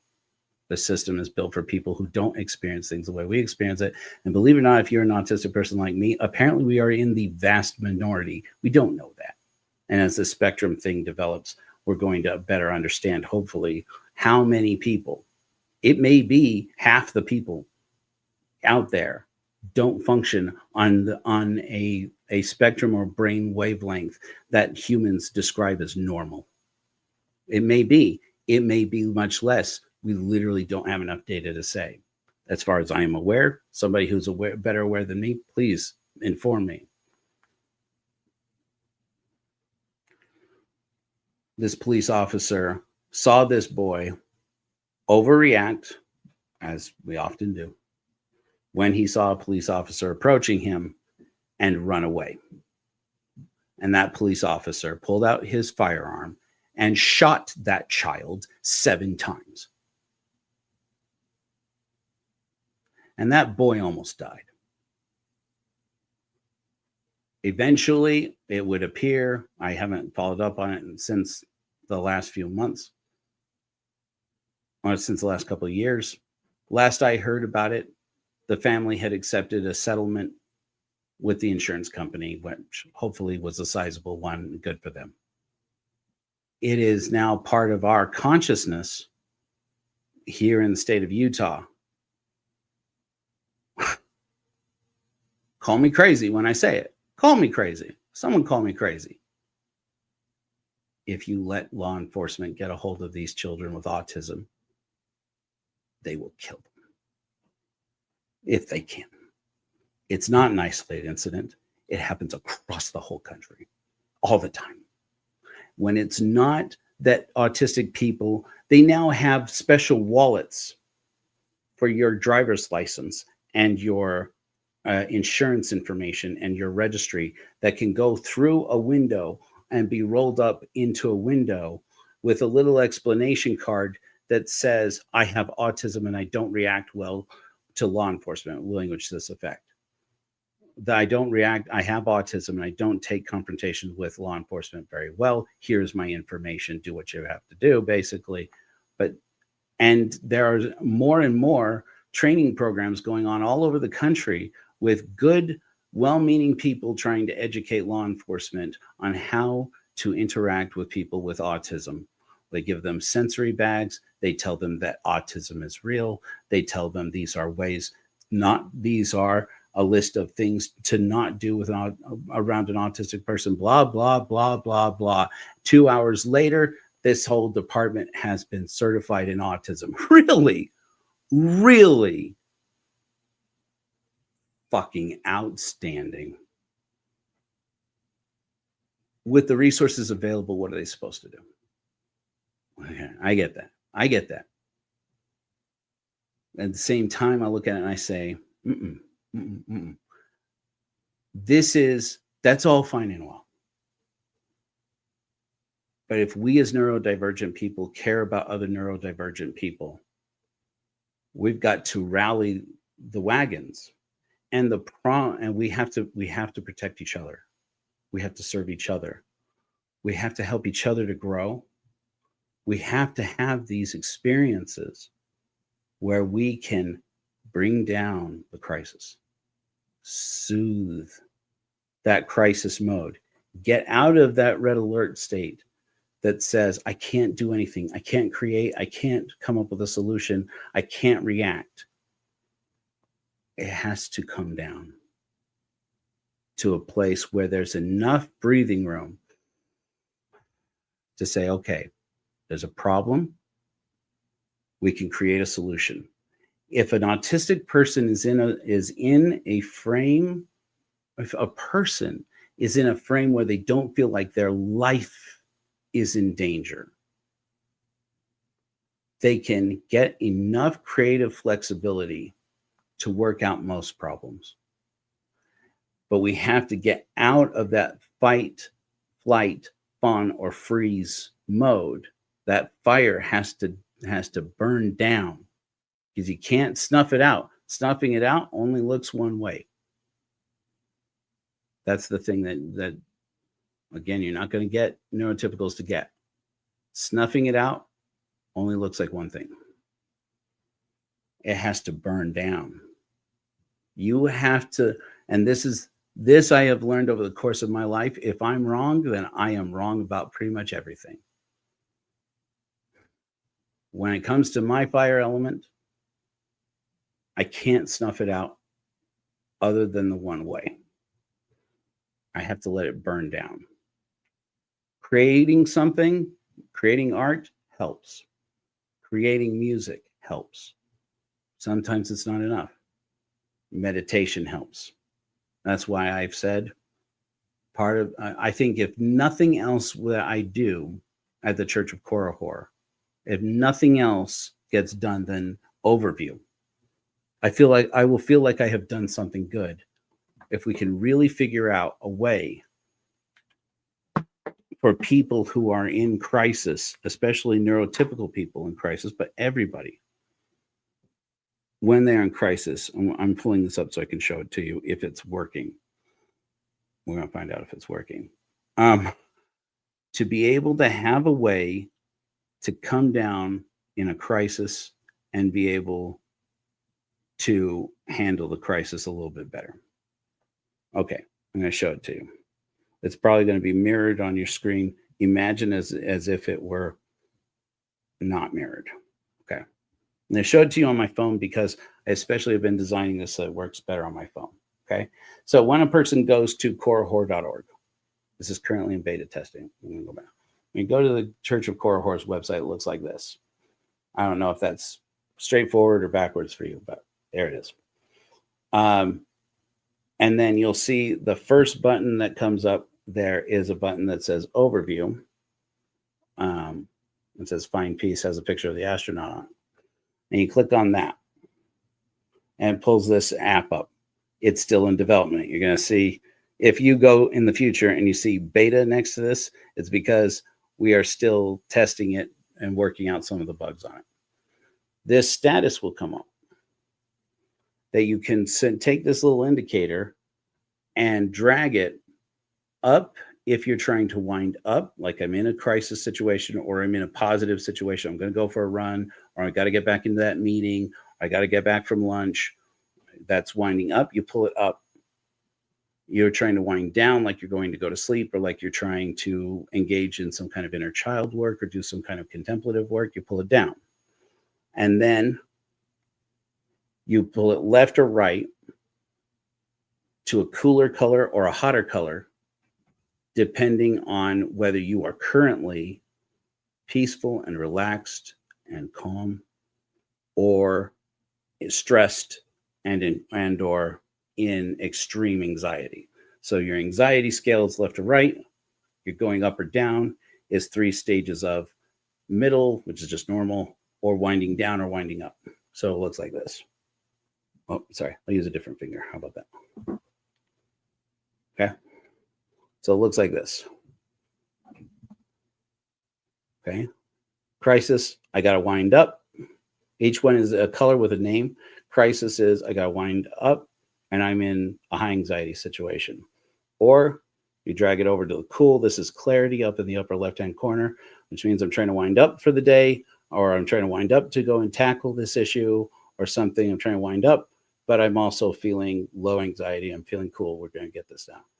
Or down into depth, if you want to go to, I'm cool, I'm calm, I'm collected, low anxiety, things are groovy, but I just want to take some time and work on myself, or I want to work, or I want to wind down for the day, go to sleep, whatever. Okay. Over here in the right-hand corner is I am in crisis. I am in a drastic situation. This color is called recover. I'm in a drastic situation and I need to step back from the whole situation and calm all the way down. I need to drastically calm down. That's recover. You take your finger off of it and it loads all of the sessions. It loads whichever session is the most current, the most recently added. In this instance, most of that is going to be, say, session not available, because we still have to develop all of those overviews. At any point in time, you're like, I don't like the options. But underneath that is a list, by the way. Oh, here, let me show it to you. At any point in time, I will say this. Let me just show you this. At any point in time, there's a box up here in the corner. This may change in the future, where you tap on it and it takes you back to the beginning. So you choose a different color. Again, a lot of this interface may change. But in an instance where there are sessions for you to choose from, it will show them here. It will show them underneath the session, so you can see other sessions. There is a box for you to choose voices from people that you would like to hear, whether it's my voice or somebody else's voice. And then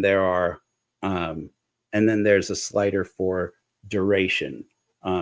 So how many minutes you have. So if you have all the time in the world you need, you just leave it dialed all the way up.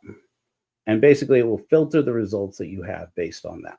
Sorry for the demonstration of the app in the middle of this, but I want you to be able to understand why it is this is important to me right now.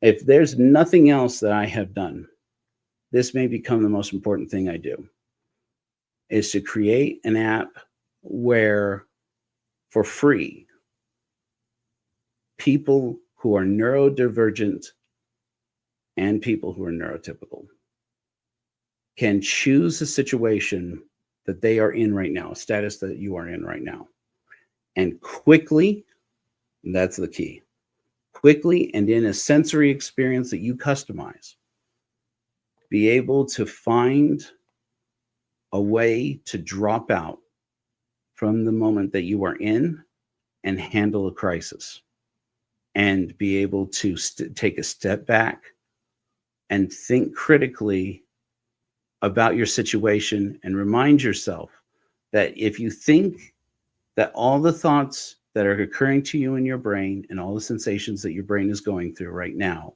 are everything that is true, you know that's not right. You know that's not right. You've had enough paradigm shifts in life to know sometimes it feels real. Crisis, danger feels real because you feel threatened over here, triggered by something over here, and you're dealing with this situation over here that's completely unrelated, but you are over here stuck in a moment. If I can do nothing more than just find one way in which a cold, emotionless, inhuman application of code can move you into a place where you at least have something you can do to come back from the edge, that will make a difference. I feel like it will make a difference. I don't know how we're going to do the sessions entirely. I have a format that works, and I have people who have volunteered. Songs of Our Own, and many of you know, is one of our, she's one of the people who has come on our program or been in our lives before, and has volunteered to help.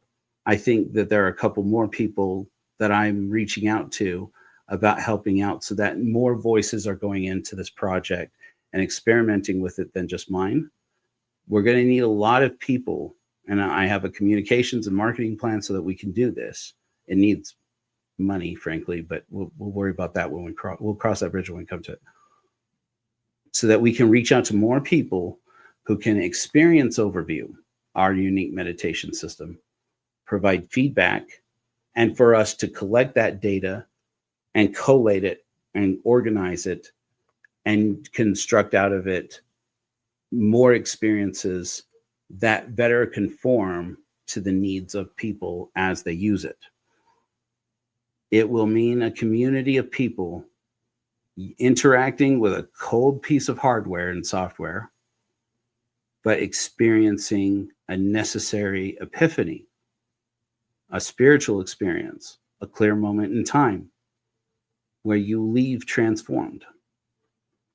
By interacting with materials created by human beings who understand what you are going through and caring enough to try to create an experience that helps you to step back from what you are going through and experience a change. And change the course of your day that could change the course of your life. So that you can, by allowing you a moment where you say, oh, don't react. Don't do it. Not right now. You don't need to scream at that police officer. You don't need to make him feel unsafe, more unsafe than he already is. You need to be able to, there are moments when I need this. On a daily basis, there are moments when I need to do this. And so I do. And there's many times in my life, cold-hearted, toxic atheist that I am, you will see me stop in the middle of the day, pull over on the side of the road, step out of my vehicle, step out of the house, step away from my desk, move someplace. And I overview all by myself.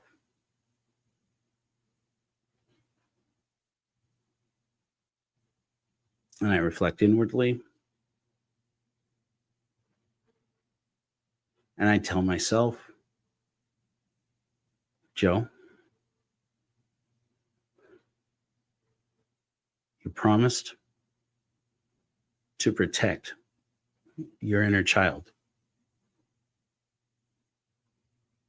Now's the moment when you have to do it.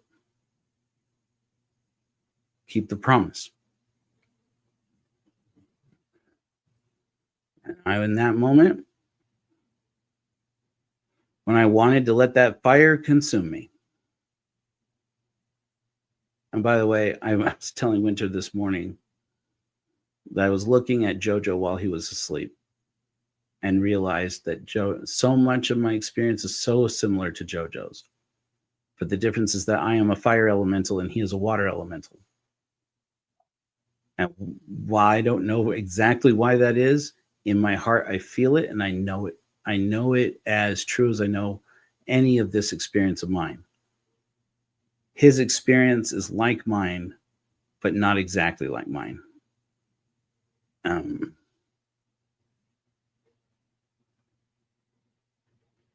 Not one of my autistic traits is to overshare. So forgive me if this is that, or if it's practical. I'm trying to only come up with things that are practical. Earlier this week, while I was helping him to get out of the car and go inside the house, because I knew if he went out into the backyard, there was a risk that somebody would call the police on him for being outside the house. Because there are neighbors apparently of mine who think that it should be illegal for an autistic child to be outside his house. At least this is not the first time that we've dealt with that. And they're just humans trying to do their best. And many of them unaware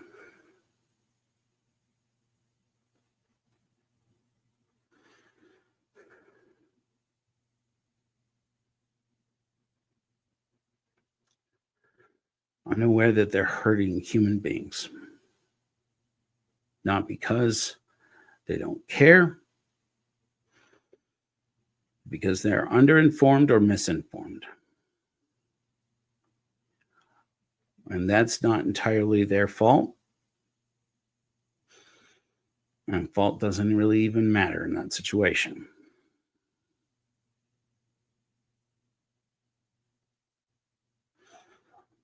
In the situation, all that matters is what is, not whose fault it is.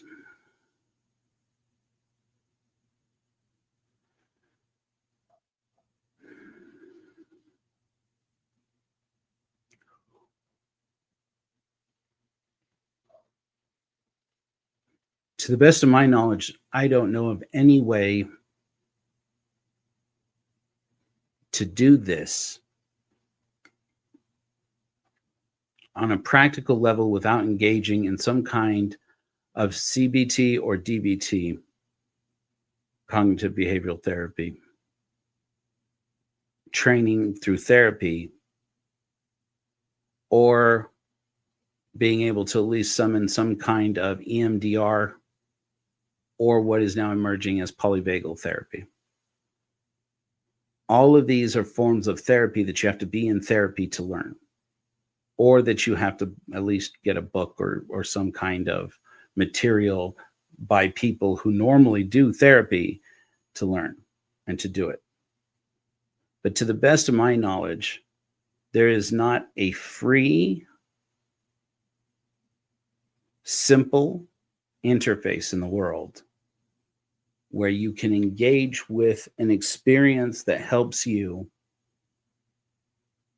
to dial down or dial up into an experience that in a matter of minutes can take you from where you are to where you want to be.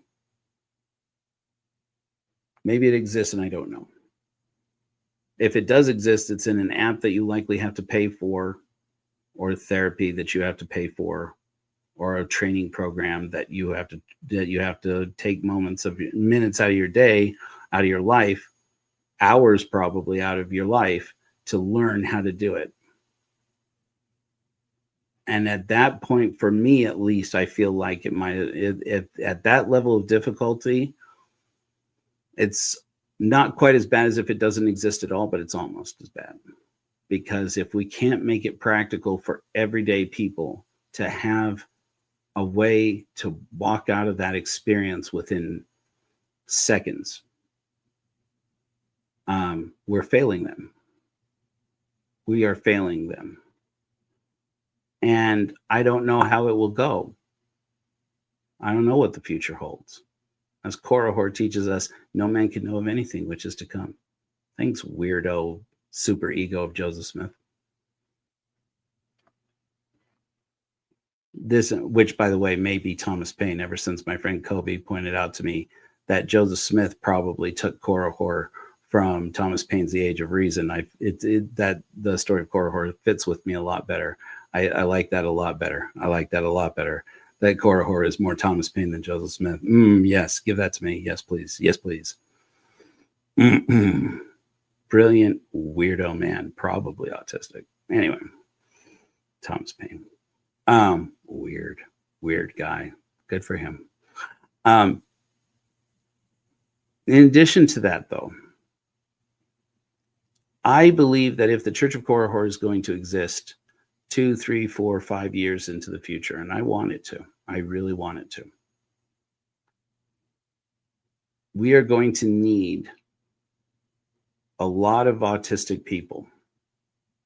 We need autistic people who feel the call to serve. We'll probably have to call it something else, because unlike most other churchified words that we have to use in order for the government and our society to understand that we don't deserve less resources, less rights, less power than churches that worship God.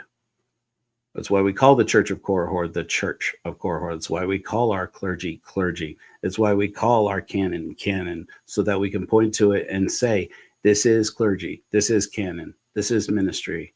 If you don't think so, prove it. Prove it. If this is not a church, prove it. Oh, you don't worship God. Do it really? Really? We don't worship God? Does the Satanic Temple worship God? They're a church. Does the Divine Assembly worship God? They're a church. Do the Jews worship God? They're not a church. They're not a church. They're a spiritual system of individual synagogues and temples, which none of them should have to identify as a church. Because church comes from, as far as I know, from Kirk, or at least the same root as Kirk, which is used in Scottish society to describe a church, describing a Christian or a congregation, a Christian organization. They shouldn't have to identify as a church, but do they have the same rights as a church? I should certainly hope so. Do Hindus have the same rights as a church? I should certainly hope so. Because we use their language, we take that language back and say, okay, if this is the only language that your government understands, then yes, that's what we are. We're a spiritual community of autistic people. Many of us. Not everybody in the Church of Korihor is autistic, but we make space. We make space for our autism and our spectrum. That is why one of the 12 values of Korihorism, I sacrificed another value, by the way, of Korihorism to say, no, this one is the one. The one that it was going to be was labor activism. And I realized that was way bigger than us. It may come back one day, but I deleted it. If you watch our video, if you watch my sermon, or the short devotional, We're Going Home, my first sermon I gave, it's when it introduces the values of Korihorism, it comes up on the screen. I said one day I'll take this out. I still haven't done it. It says, the 12 values of Korihorism, which will change, so don't be a dick about it. I'm not taking it out, man. So far, I'm not taking that out. It's true. It's important. Maybe it'll change the way I phrase it in the future, but so far in 2025, it's true. But one of the most important values that we have is neurodivergence. Or neurodiversity. I misspoke. Neurodiversity.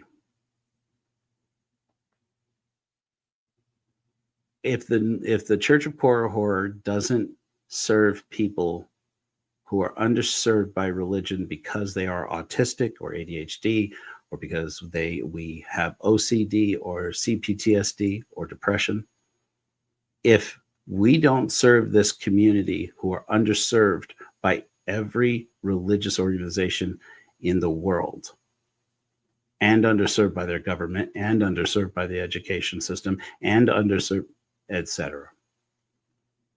If we don't serve these people, us, me, many of you,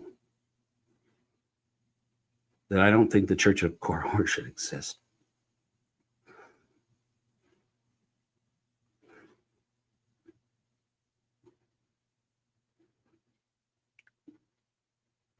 If I fail us, then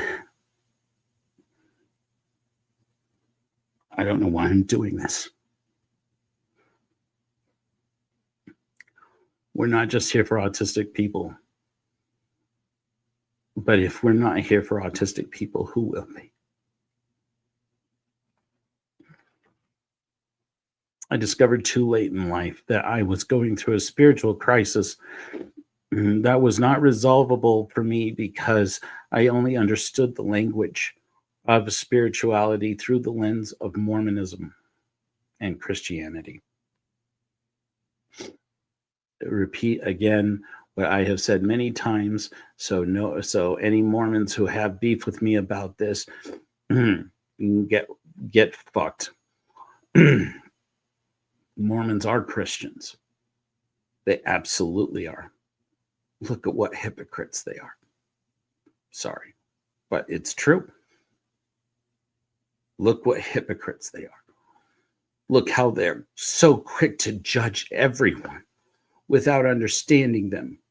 Look how quick they are to criticize the science that has been arrived at by people who care enough to say, let's not collect our feelings alone. Let's collect all of the information that could correct our feelings. Instead of just collecting the feelings, collect the information that can correct the feelings and can counteract the feelings, so that we don't make a hate-driven mistake, so that we don't have more crusades, so that we don't have more inquisitions, so that we don't have more November 5th policies. President Nelson,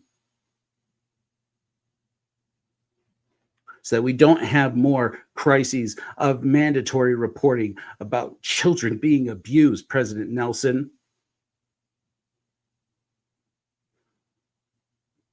Pope Leo, are you hearing me? No. Do you care? I sure fucking hope so.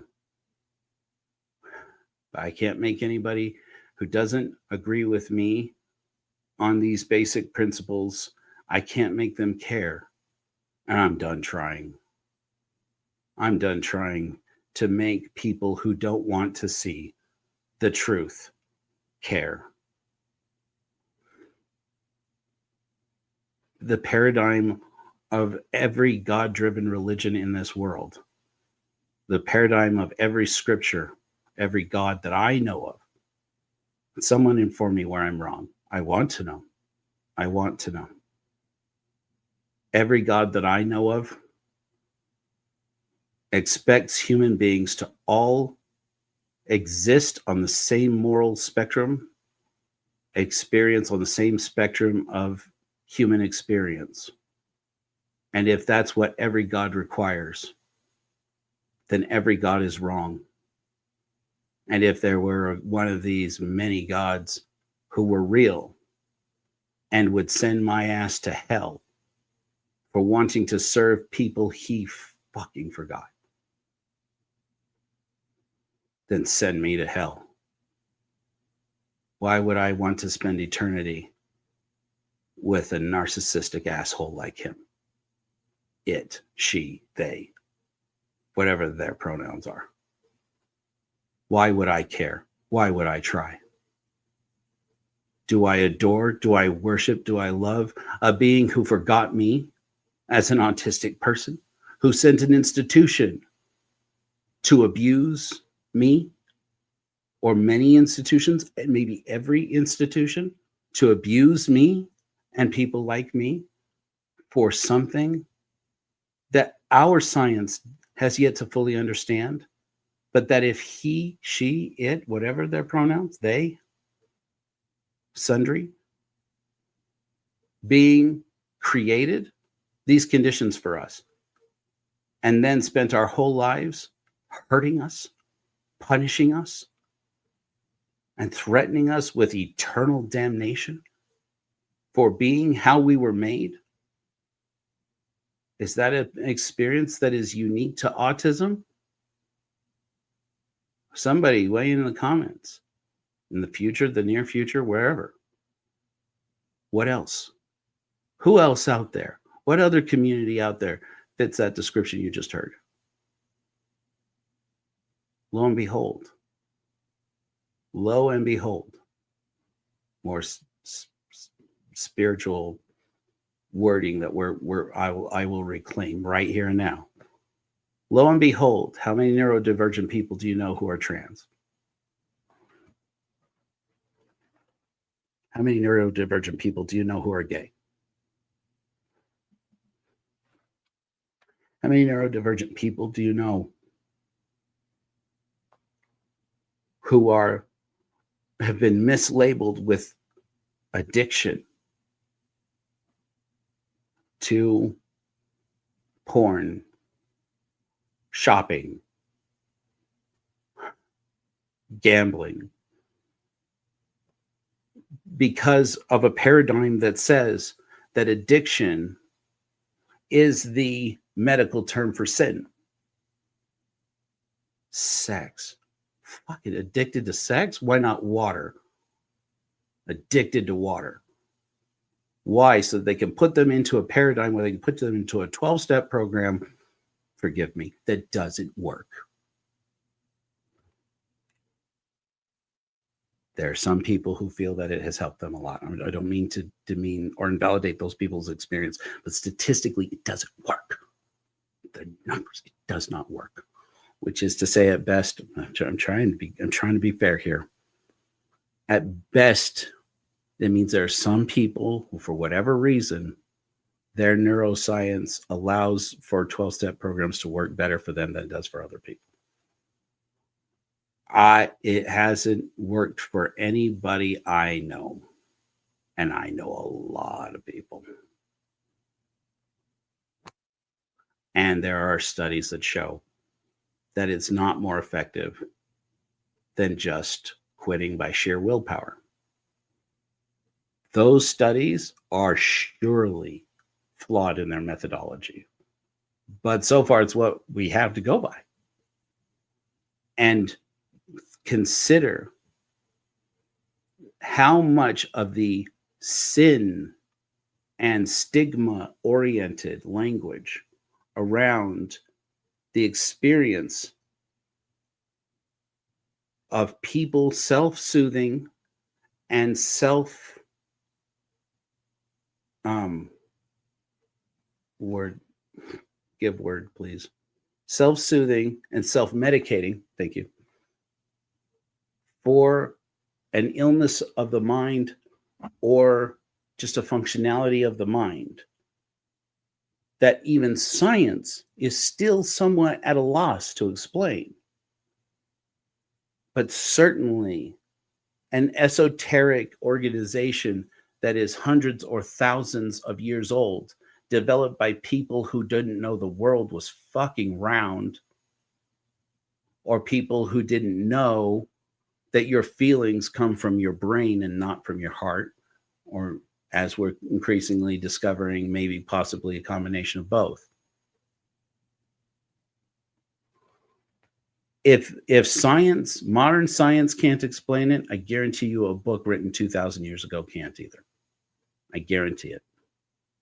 We can glean from the experiences of humans in the past all kinds of interesting and useful aspects, sure.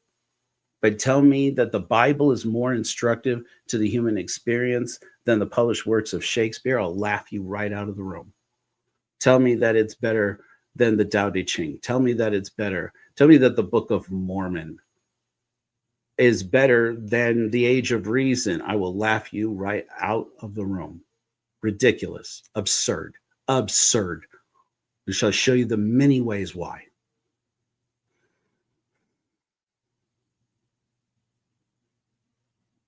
But that's my experience as a person with autism. Misdiagnosed, maybe. As we learn more, we'll get better.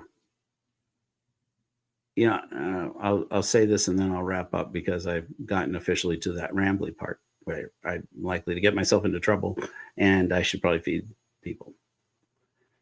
I recently caught there was a Mormon podcast, one of my hate watches. where they were interviewing some young people who work in the philosophy department at Brigham Young University here in Provo. Some of you have heard me talk about this. There's an episode of Church for Atheists here on our channel where I interviewed one of these young people, very young, recently returned missionary, who is studying philosophy and theology at BYU. And he came on my show. We didn't talk about God, really. Well, more than we had to. He has a podcast called Rational Theology Podcast, I think. Watch the thing, and it's there. And he was on to talk about depression among missionaries, because as I listened to him describing his experience being on his mission in Europe and becoming so depressed they didn't know how to go on.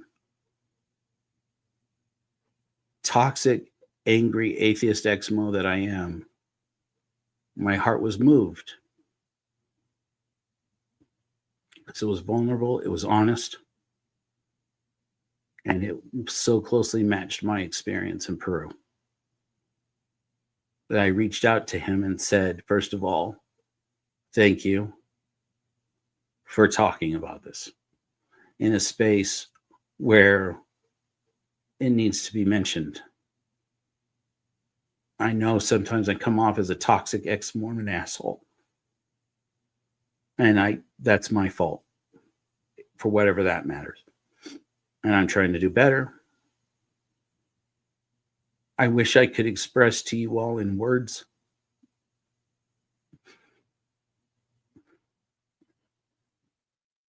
how very concerned I am on a regular basis that there are Mormon kids out there. Sorry, I'm going to get this. Sorry.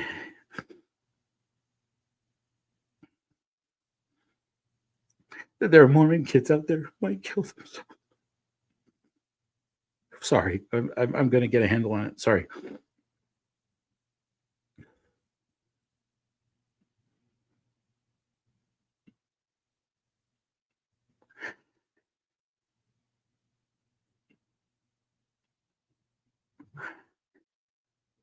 I can be very mean to a Mormon once in a while when I want to be, and sometimes I really want to be. And I manage it just fine.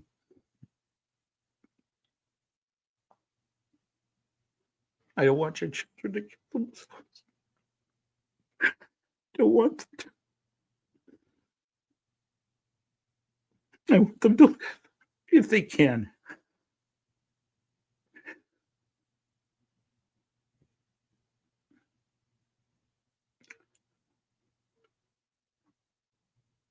Every atheist I know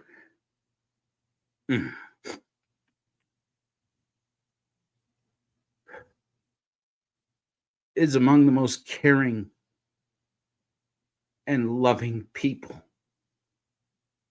I have ever met.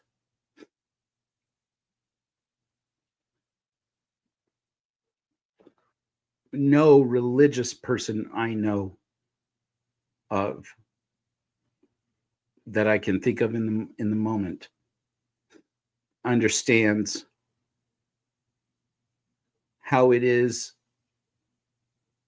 atheists, in my experience, having been a Christian, having been a Mormon, and now having been an atheist. It is the atheists and agnostics, the AFAB people who identify themselves as spiritual and not religious, the nuns, N-O-N-E-S, not the others, who are the most spiritually developed people in the world. If spirituality is choosing to have an experience where you grow beyond the paradigm of who you were, it is the most courageous thing I have done in my life to leave Mormonism and to be an atheist and to admit to being an atheist to everyone. It is vulnerable. It is difficult. It has cost me work more than once. It has cost me friendships more than once. If it cost me everything, I would still be vulnerable and true to who I am as an atheist, which is to say an agnostic who's given up on trying to save his friendships. If you can't love me as an agnostic person, you better go. If you can't love me as a godless person, you better go. You better turn around and walk away, because I'm not going back.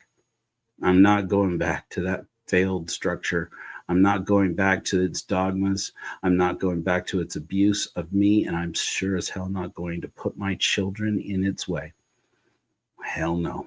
I'll die first. The stakes are, as far as I know, not that high, so don't confuse me with being an alarmist. But they've gotten that high before.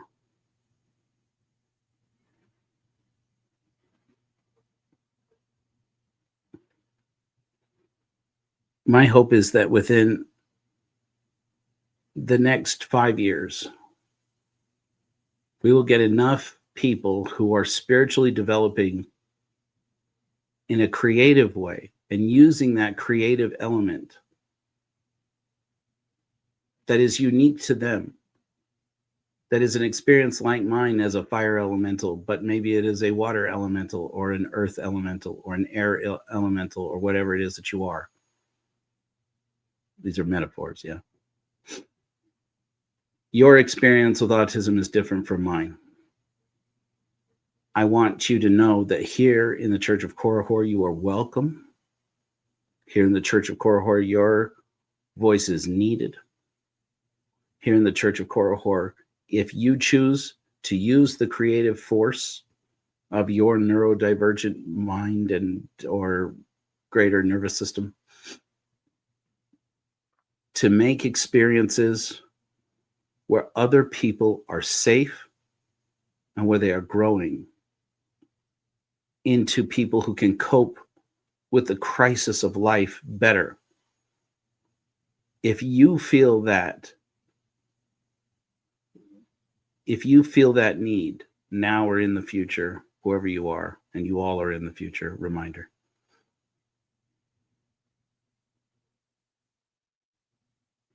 I'm not going to tell you what to do with your life. We're not that kind of church. But if you wanted an opportunity to help, here it is. And I know it's a little bit disconcerting that we don't really know entirely how to do it. We have ideas. Some of them are working better than others.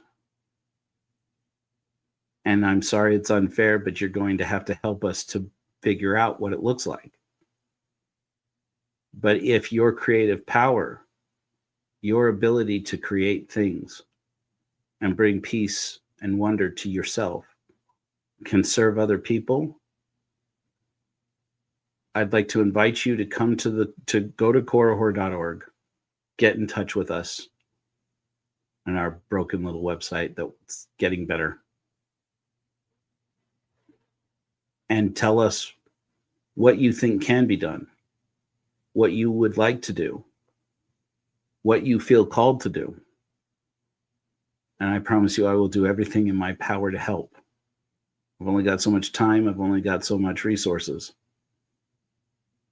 But those will get better with time. I'll be patient if you will. And I ask you all to be patient with me. Amen.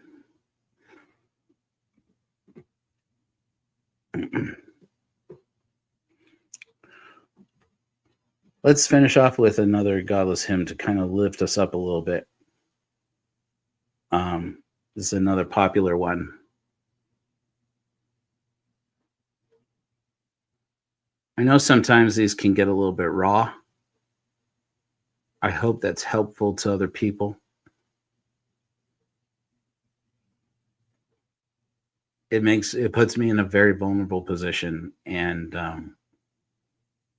sometimes I worry about it. If you wonder if I do, I do. It puts me into a place where some people who don't like us very much, and there are more and more of them. I got into an interesting confrontation with the infamous Darth Dawkins this week. What a joke. And again, had to decide, I'm going to not do anything about this. Let him be where he is. There's no reason. I'm putting myself on record being very vulnerable. I don't expect everybody who gives a godless sermon for us to be this vulnerable. This is part of me. This is just part of me.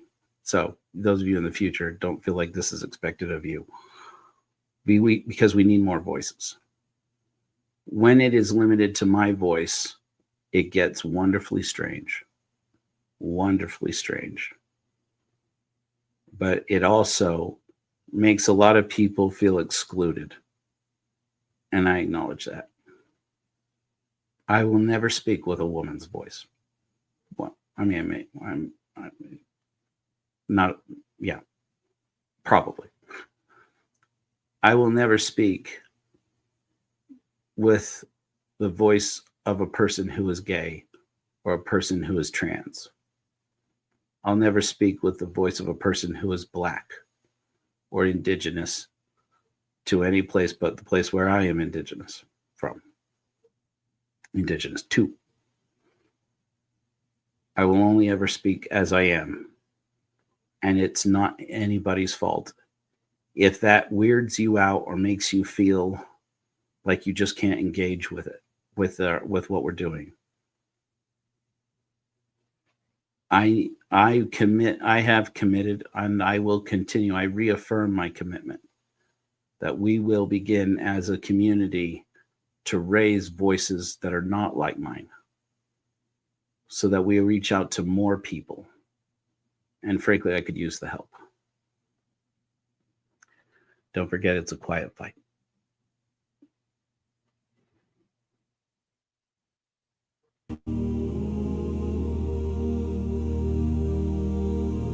Never forget, it's a quiet fight. In their shadow, guard the light. We are still here. Reason prevails. Arm in arm.